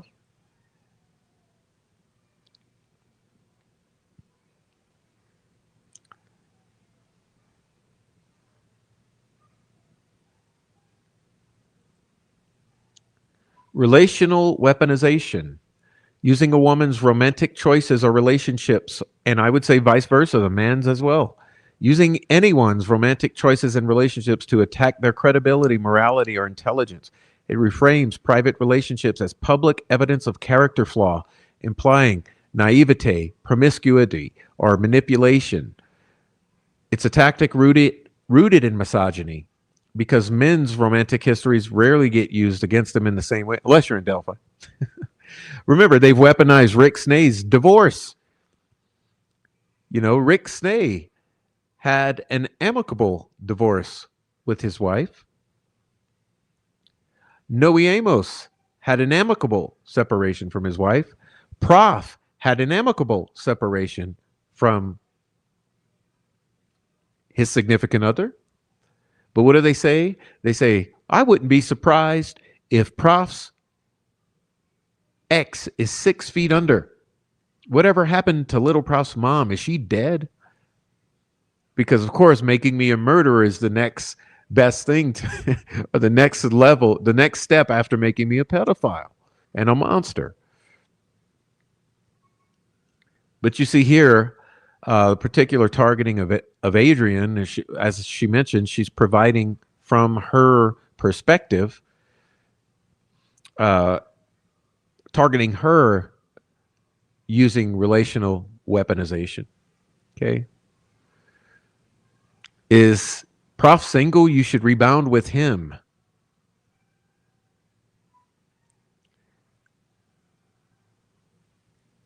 What she needs to do is figure out why she lost a good-looking ass man with a career for that fucking drunk ass, greasy ass, abusive fucker who doesn't even like her.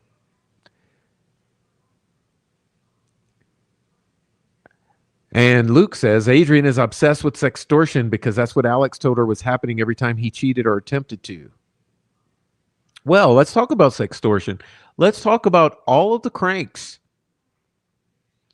who have come after Rick Snay, Alex Voorhees, the Prof. Every single time with the objective of soliciting dick pics and sexting to weaponize and use against those who they do not have control over. Like I said, Rick Snay, Alex Voorhees, the Prof. And there have been others. Sextortion is not a delusion. It's a tactic in this community. Gender social control. She's beyond a pick me. I'm not sure she's ever had a grip on reality either. That means she's crazy, right?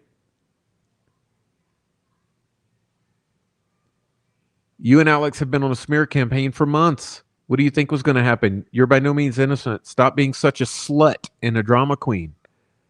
I hope Ange sues the hell out of you. Courtney, too. Do they realize Bart Simpson is Troll Farm?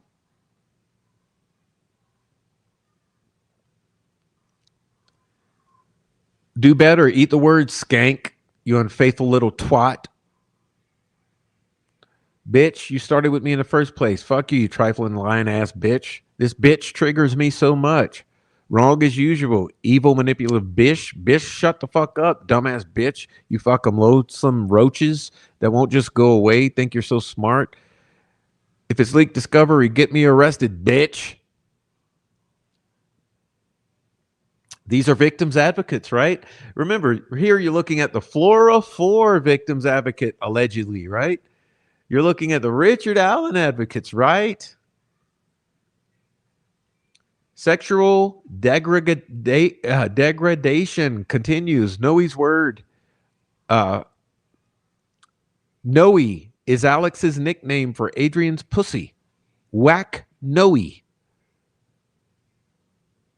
Whack pussy. Adrian, I know you aren't good at pattern recognition, so let me help. Everyone that stops doing Alex's commands gets put in folders. You better take some of your Odinist art money and buy a good set of knee pads. These are your victims advocates for Richard Allen, right?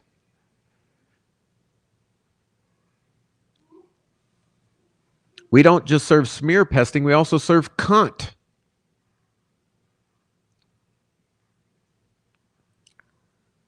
But I'm the bad guy for saying cunt every once in a while when I'm absolutely triggered. Aside from 2 to 3 males, it's been my experience that much of the harassment and manipulation in this community has come from women who have used their sexuality and even their own image as a form of leverage to gain access to information. Yes, they have. That's the primary tactic of many of the women in the Delphi community who you would consider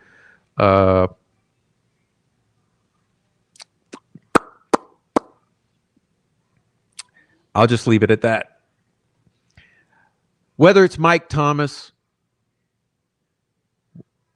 Rick Snay, Alex Voorhees, the Prof, Noe, and many others. These women have used their sexuality and even their own image as a form of leverage to gain access to information, knowingly doing so. Okay?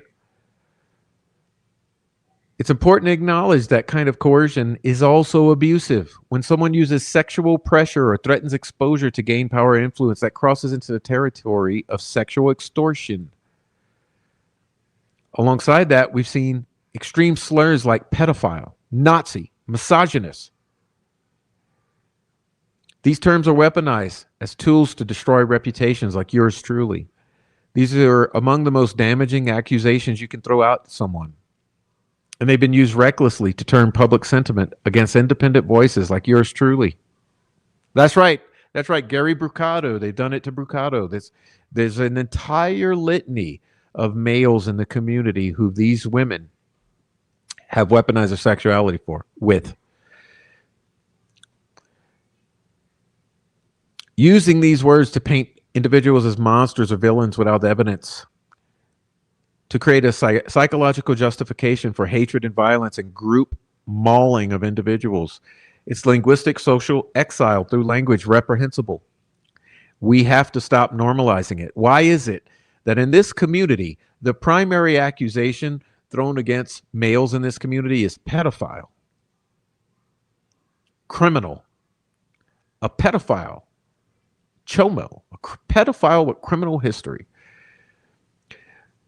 Never with any evidence, never with any paper trail, never with any substantiation. Just recklessly throwing those things out there, just like the words Nazi, just like the word racist. Remember, it was said that I called Michael Osbrook the N-word when I never did anything of the sort. I never would do anything of the sort. I did call him a retard. Okay? Retard. Retard is not the N-word. Menacing. Okay, there's been plenty of menacing and horrifying. Okay, direct violent threats. Okay, menacing.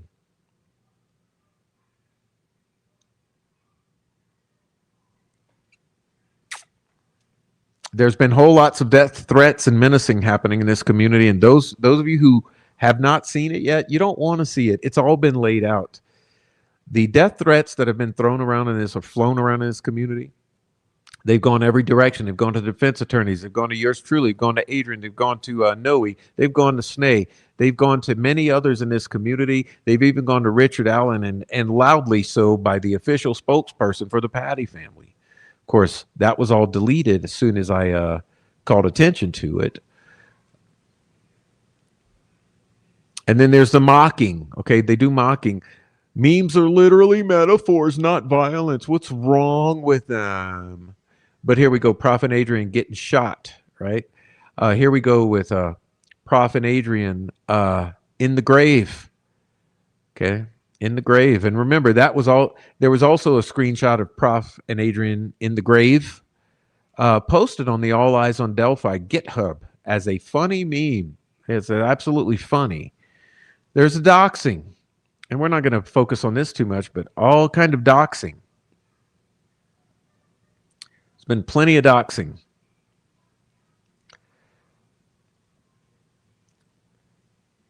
IRL, real world physical threats. Adrian herself has received harassing parcels. Many of us in this community, including Diana, including myself, including Rick Snay and Noe, we've all received dozens of harassing, threatening, and cryptic mailings to our mail boxes. Whether it's parcels or mailings, we view this as real world physical threats and intimidation. There's also been attempted swattings, multiple attempted swattings.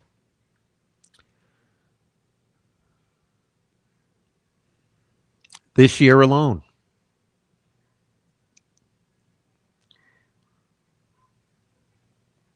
Mockery and minimization. Remember, I always say that when you hit on something true, my thesis is every time you hit on something absolutely true, the go-to tactic is mocking. You hit on something true, it's mocked every single time.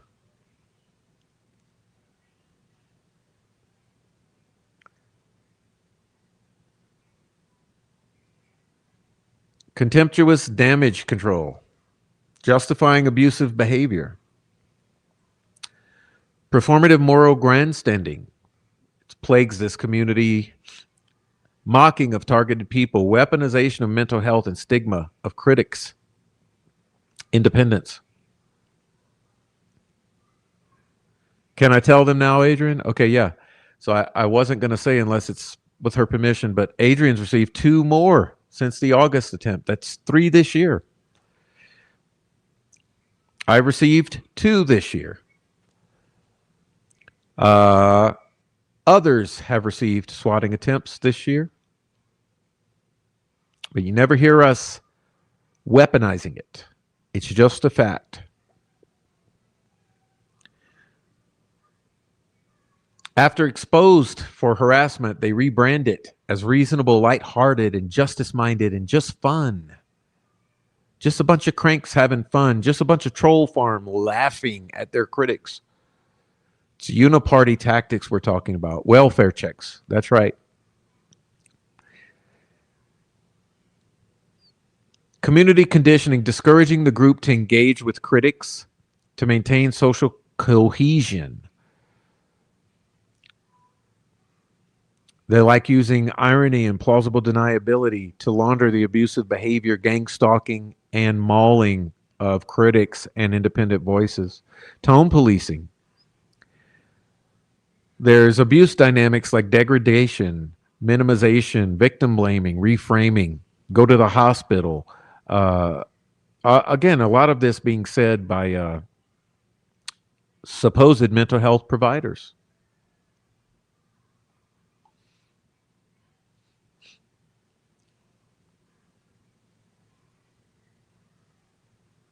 Anyway, and then there was a blackout. And Adrian says, please keep receipts, protect the record, document. If harassment continues, go report harassment, any harassment you see to ic3.gov, local law enforcement, and the platforms. To everyone who's shown me patience, kindness, and beliefs, thank you. Your support has kept me alive through the hardest years of my life, and these Delphi encounters have been the hardest years of our lives.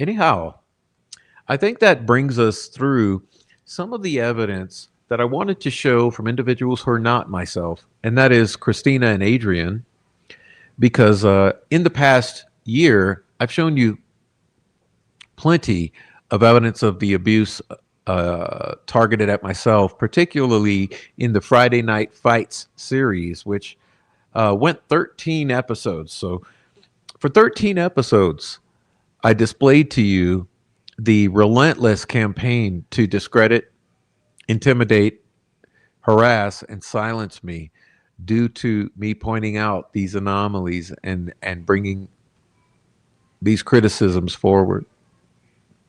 And so you've seen plenty from me in the past year over this whole thing. And before that, in the prior years, I've shown you plenty from the troll farm, or what we like to call the prosecution shills and bootlickers, the bloodlusters. And so you've seen so much from me, whether it be the prosecution shills, the Indiana crackhead, meth head, bootlicking,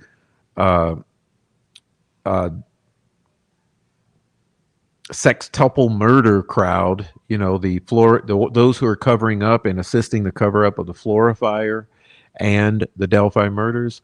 You saw that in the first 2 years I was here.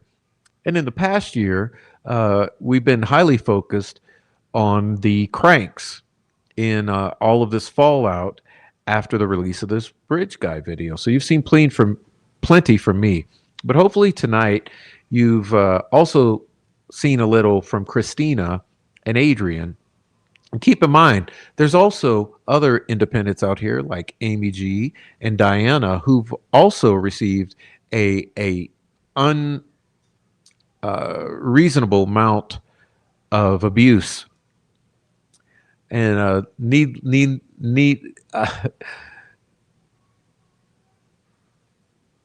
let us not forget Noe Amos. Okay, so whether it's Noe, Rick Snay, Christina, Diana, Amy G, Adrian, and several of us, others, there's been so much harassment. And you got to ask yourself, why Snay? Why Prof? Why Noe? Why Adrian? Why Christina? Why Diana? And why Amy G? What is it about us that puts us in the target zone from both sides?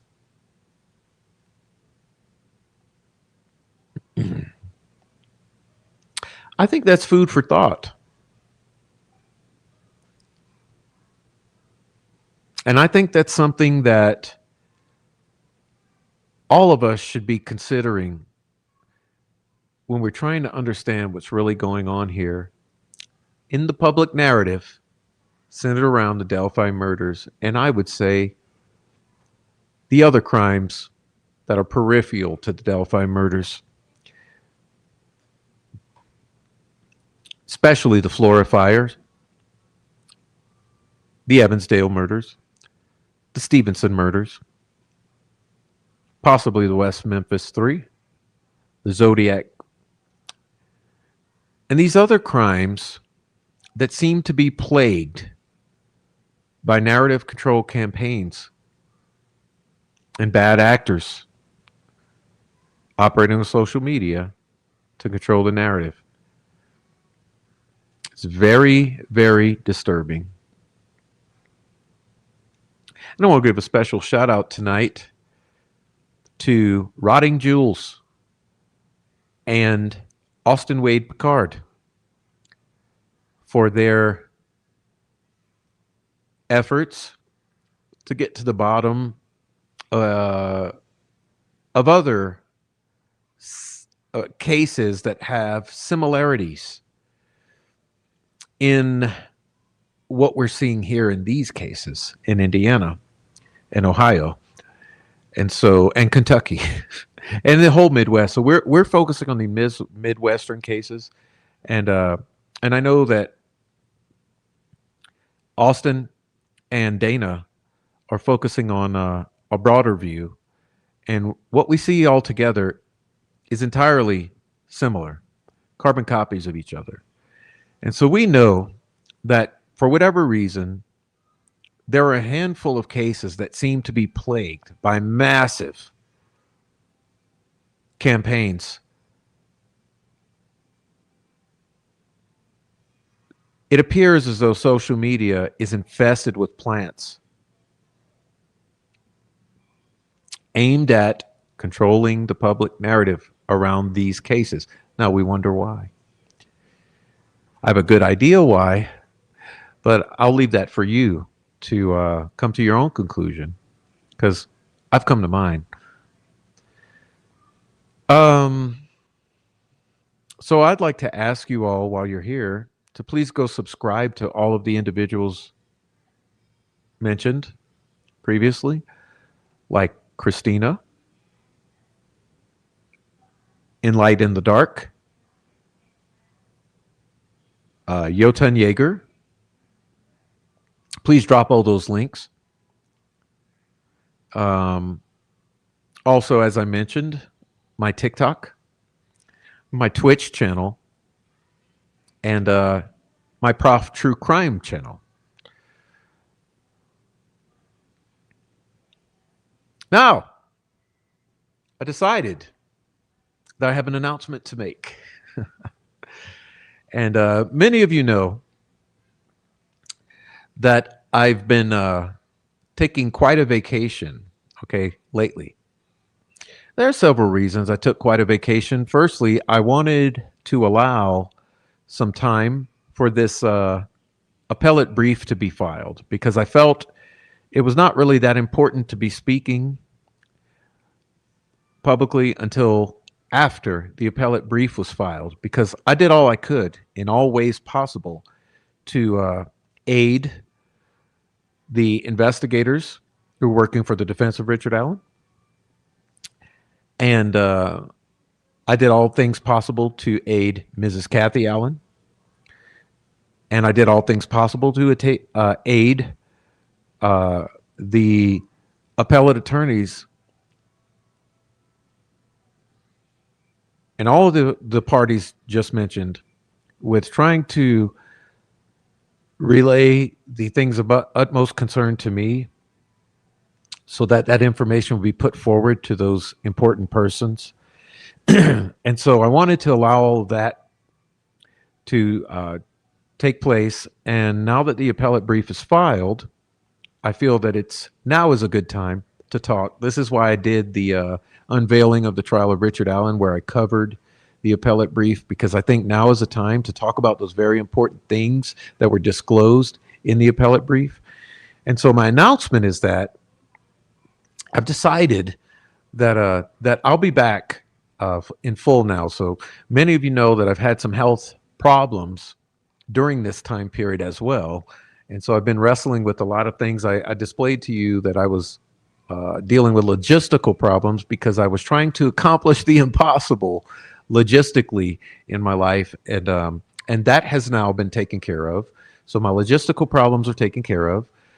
My health problems are being taken care of. And now the appellate brief has been filed, and now I feel rested. So yeah, we will be starting now in January. We're coming back. Okay, we're coming back full force. So I want to thank everybody for all the patience. So the announcement being that I'm back, bitches. So you guys get ready to spend some time here. Please be aware. Hit the notification bell if you're not already, so you know when we go live. I typically would put up the thumbnail an hour before. So we're going to be going live very often. We're going to be going back to Twitch on Thursday nights. You're going to be seeing my shorts on TikTok a lot. I'll be doing more over there. So let it be known that yeah, we'll be back. We'll be back, and so will Rick Snay. Okay, I talked to Rick today, and he was going to come and visit us tonight, but I think he got tied up. He's dealing with sick dogs. So yeah, we are all looking forward to 2026. So I'm glad to ring it in here with you all because, as we've just learned, 2025 was an absolute shit show. So now that we've been through 2025, hopefully we can put that all behind us, right? And we can start to look at 2026, because starting tomorrow, it's January 1st.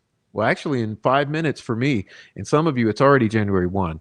So starting now, we're in January 2026, and I am absolutely certain that the first quarter of 2026 will be absolutely action-packed. Remember, we're going to potentially have a response to the appellate brief, then we might have another, and then who knows, there may be hearings, there may be a decision, this, that, and the other. There's going to be just a lot of activity in the next months. So we're here for it. And there's a lot we need to be talking about, okay? So yeah, that's what's up. What's up, Charles Godwin? Charles Godwin, the infamous Charles Godwin, coming into the chat. I see someone is mentioning Little Joe. I love Little Joe Lewis. Little Joe Lewis has been solid as a rock. Okay. Little Joe Lewis is always Little Joe Lewis, solid as a rock. He's transparent and he's supportive. And I just love Little Joe Lewis. And I appreciate everyone who's here, you know, especially want to thank you guys for coming and showing your face. Thank you, Critter Mama, Heavy Metal Rehab, Lisa, Adrian, Charles, Jotan Yeager, Kelly G, Dieter. Hey, Dieter. We miss you, Dieter. Christina's here. Okay. I have to go back pretty far to find everybody. Amy G's here. I appreciate and honored by your presence, Amy G. Thanks for being here. Fur Baby Daddy, long time friend. Fur Baby Daddy here. Who else is here? Critter Mama, did I say hi? My eyes are a little fatigued now. Deb, Paula Fitzhenry, Dennis McKean. Always appreciate your comments, Dennis. What else we got here? Heavy Metal Rehab. Jamie Hicks, thanks for coming. Carla Ann. Support with Steffa. Thanks for coming. Hebby, Heather Brown. Who else am I missing? Untamable was here earlier. 26 Dead Zombies dude. Nancy Drew 101, longtime OG. David Rogers was here. Swade Smith, longtime OG. What's up, Swade Smith?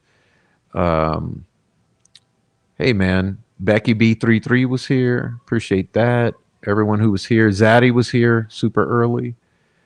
Okay. Appreciate everyone who was here. Sorry if I missed you. Just let me know. Low Card was here. Some others were here. Cromley was here. Appreciate you all for being here. Who else was here? Rebecca Ann was here super early. Dirty Diana. Dom was here. Okay. Appreciate everybody. Shout out to Mark Ellis. Mark Ellis ain't here. He missed it. But shout out to Mark Ellis. Shout out to Four Pits. Shout out to Noe Amos. I talked to Noe, y'all. He's doing okay. We can't wait to talk about it. We're not going to talk about it now, right?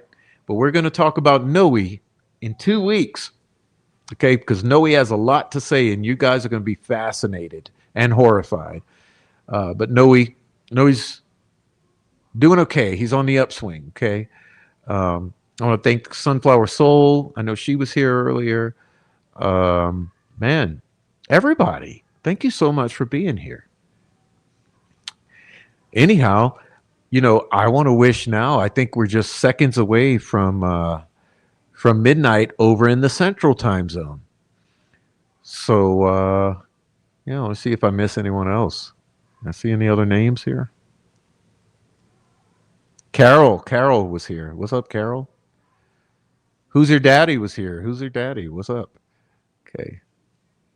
And everyone on the replay, hey, thanks for being here on the replay. Please leave if you're on the replay, please leave us comments down below. We love the comment section because it's cool down in the comment section. It's so amazing to always see people comment, voice their opinions in the comment section. But it's now midnight over in the Central Time Zone. So all you folks in the Central Time Zone, God bless. Happy New Year, okay? And believe it or not, I still have an hour to wait. And I know some of you have 2 hours to wait, like Diana. So all of you on the West Coast, damn, you got some time to wait. But I'm going to wish myself Happy New Year in about 1 hour. And in the meantime, I'm out of here, y'all. Hey, if you're listening, you haven't sent me an email or text message in a while, reach on out. Okay, I want to hear from you, especially in the email and the text messages, because damn, I miss y'all. Okay, so get in touch, everybody. And like I said, those of you new, welcome to Delphi. It's quite a complication, but leave some comments down below in the comment section. We appreciate your input and we welcome you into the community. Truly, everyone is welcome here. I don't hold grudges and I'm not prejudicial. Time moves forward, water's under the bridge, you get it. So as long as we do the next best thing, that's what's important. Anyhow, Happy New Year, Christina and Heavy Metal, and thanks for wishing me. Okay. But I still got an hour, Christina. Happy New Year to you, though. So yeah, I'll see you guys. Look, if you're looking for my email address, it's in the link tree. Okay, so check out my link tree. You can also support me there if you want to send some money or go subscribe to my Substack.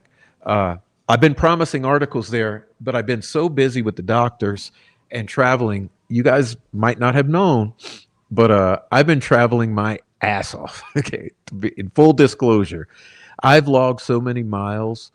I've worn that old car out in the past 2 months.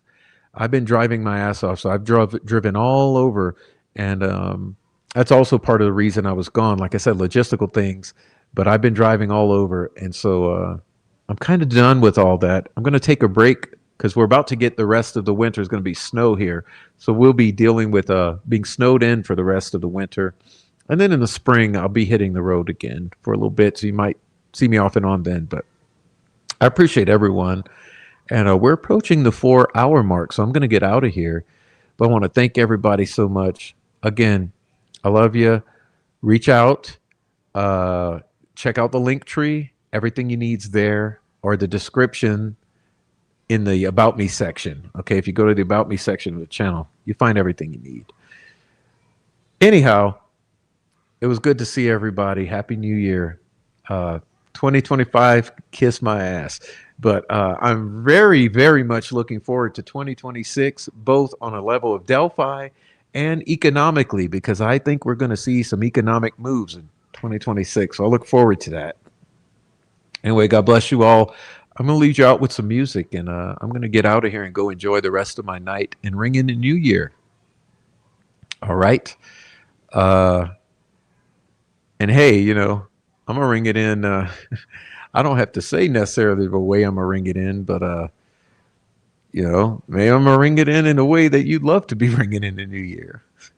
You ain't got to know everything going on. So wink, wink. God bless. Peace out.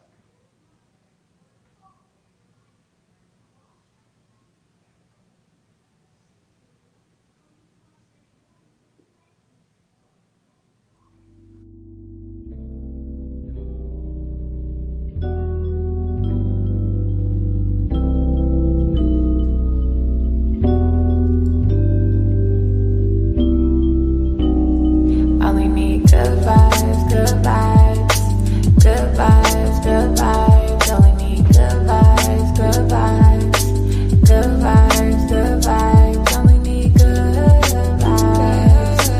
Can't lie. Good vibes, good vibes, good vibes, good vibes. Been waiting so patient, I'm going places, can't fake it. My heart is so cold, my energy is contagious. All the pain, I can't take it. I'm staying grounded and graceful, cause I know everything that I've been through only made me count my blessings daily. Yeah, they've been acting shady, but I don't take it personal. The memories fading, I'm enjoying the moment. I've been smelling the roses, taking time to reflect, stepping back, the truth unfolding, unfolding. Got nothing to prove, cause I'm about to blow. I've been in the booth, speaking to my soul. You know that I'm true, either way it go, either way it goes. I cannot turn cold, staying on the low. I've been protecting my soul. If your intentions are not pure, I can't let you get too close, cause I'm vibrating high. Ain't got time for your ego, these niggas quit to turn me back. Acting like the amigos, they never cared in the shows. Wasn't with you at your lows, assuming that you gonna fold. But baby, I've been growing ever since I let you go. And I've been doing better, and I know that hurts to know. Hurts to know. Only good vibes around me, and that's for sure. Only good vibes, good vibes, good vibes, good vibes. Only need good vibes, good vibes, good vibes, good vibes. Only need good vibes. Can't lie. Only need good vibes, good vibes, good vibes, good vibes. You see me searching for my inner peace. I've been learning more about myself and my purpose. Truth always come to the surface. Was hurting, but I had to heal. Releasing all the pain that I always held. Been going through some changes, I'll make it still. Protecting my soul to keep it real. Only need good vibes, good vibes, good vibes, good vibes. Only need good vibes, good vibes, good vibes, good vibes. Only need good vibes. Can't lie. Only need good vibes, good vibes, good vibes, good vibes.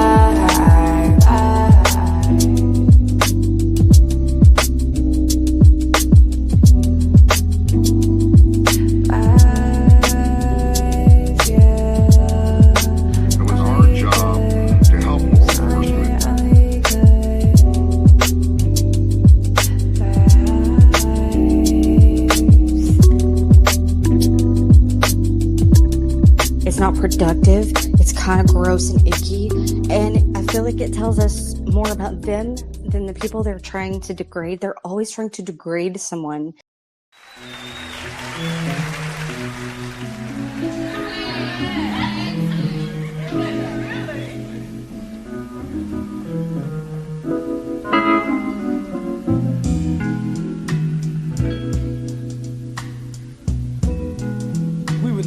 dedicate this number to everyone here. Written by Gary McFarlane. A sack full of dreams.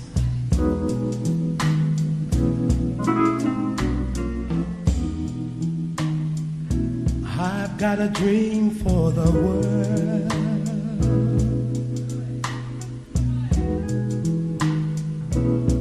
Peace in the rivers and everywhere. Bridges of steel and love.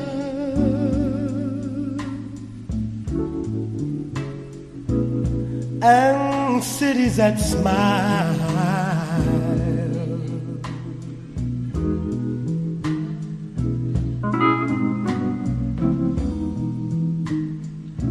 Gray empty faces walk by.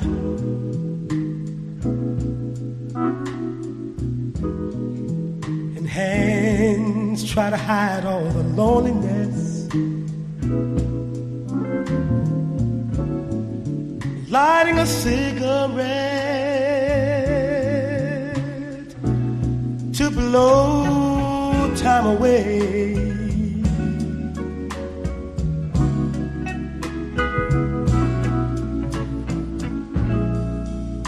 Lost in the noise, lonely as a wind. People on sidewalks with no place to go.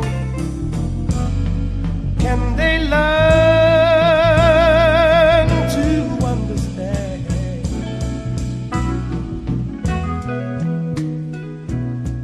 the world of love that I'm dreaming?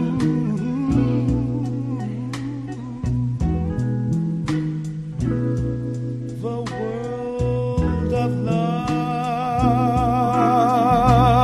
And I said, I've got a sack full of dreams.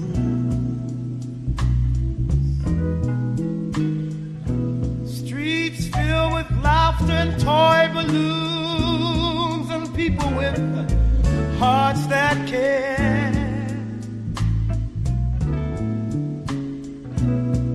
Who listen for love.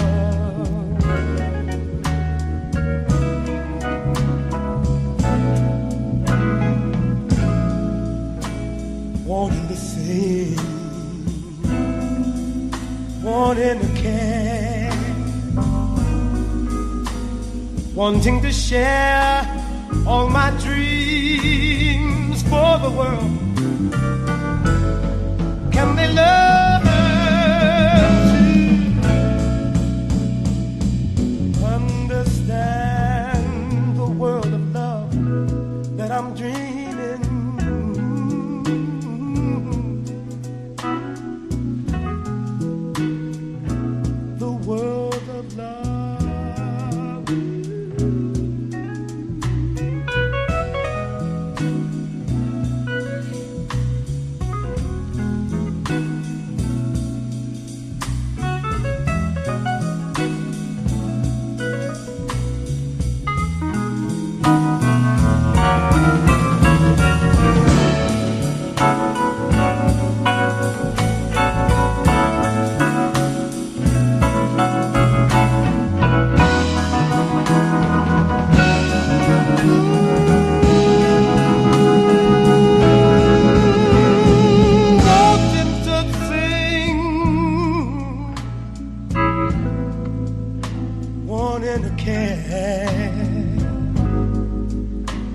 Wanting to share all my dreams for the world.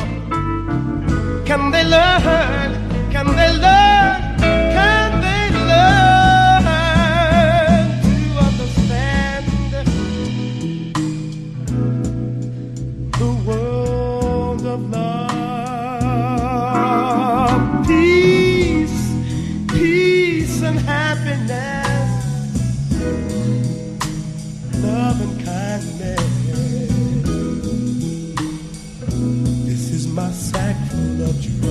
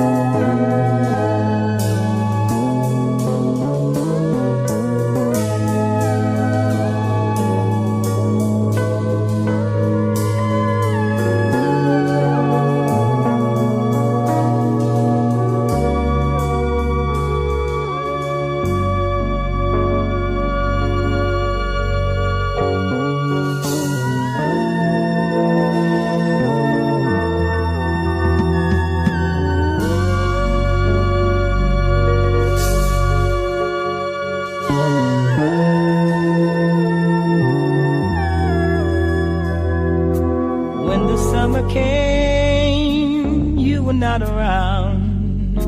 Now the summer's gone and love cannot be found. Where were you when I needed you last winter, my love? When the winter came, you went further south, parting from love's nest, leaving me in doubt. Where are you when I need you like right now?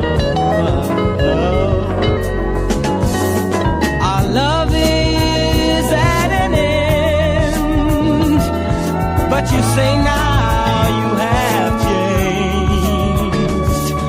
But tomorrow will reflect love's past.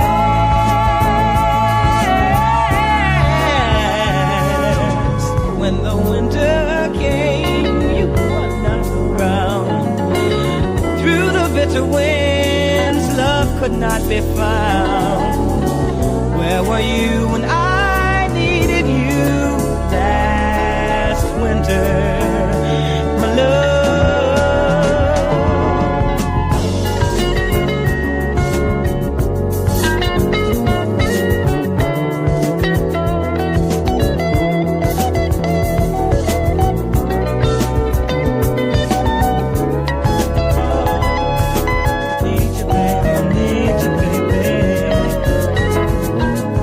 Our love is at an end, but you say now you have changed. But tomorrow will reflect love's past. Love, spring will fill the air, and you will come around. But is it summer love that will let me down? Where were you when I needed you last winter, my love?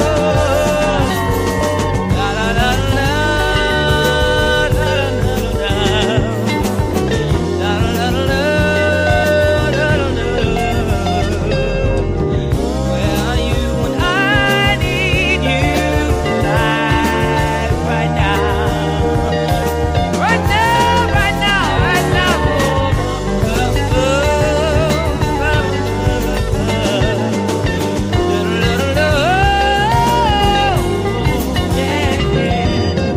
Where were you when I needed you last winter, my dear?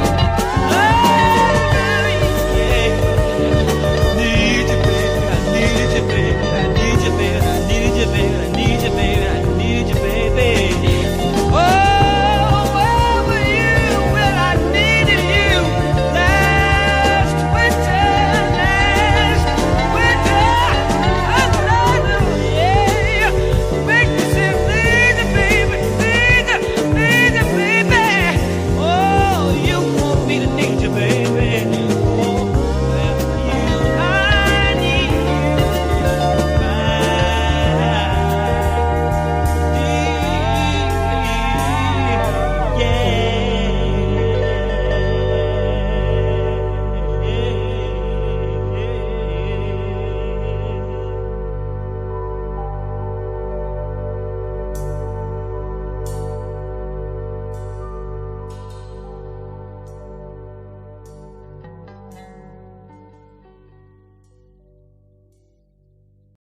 As an expert at being Mickey Mouse, yeah, I can say seriously, yeah, you're right, Rick. This is some Mickey Mouse bullshit. Thanks, Mickey.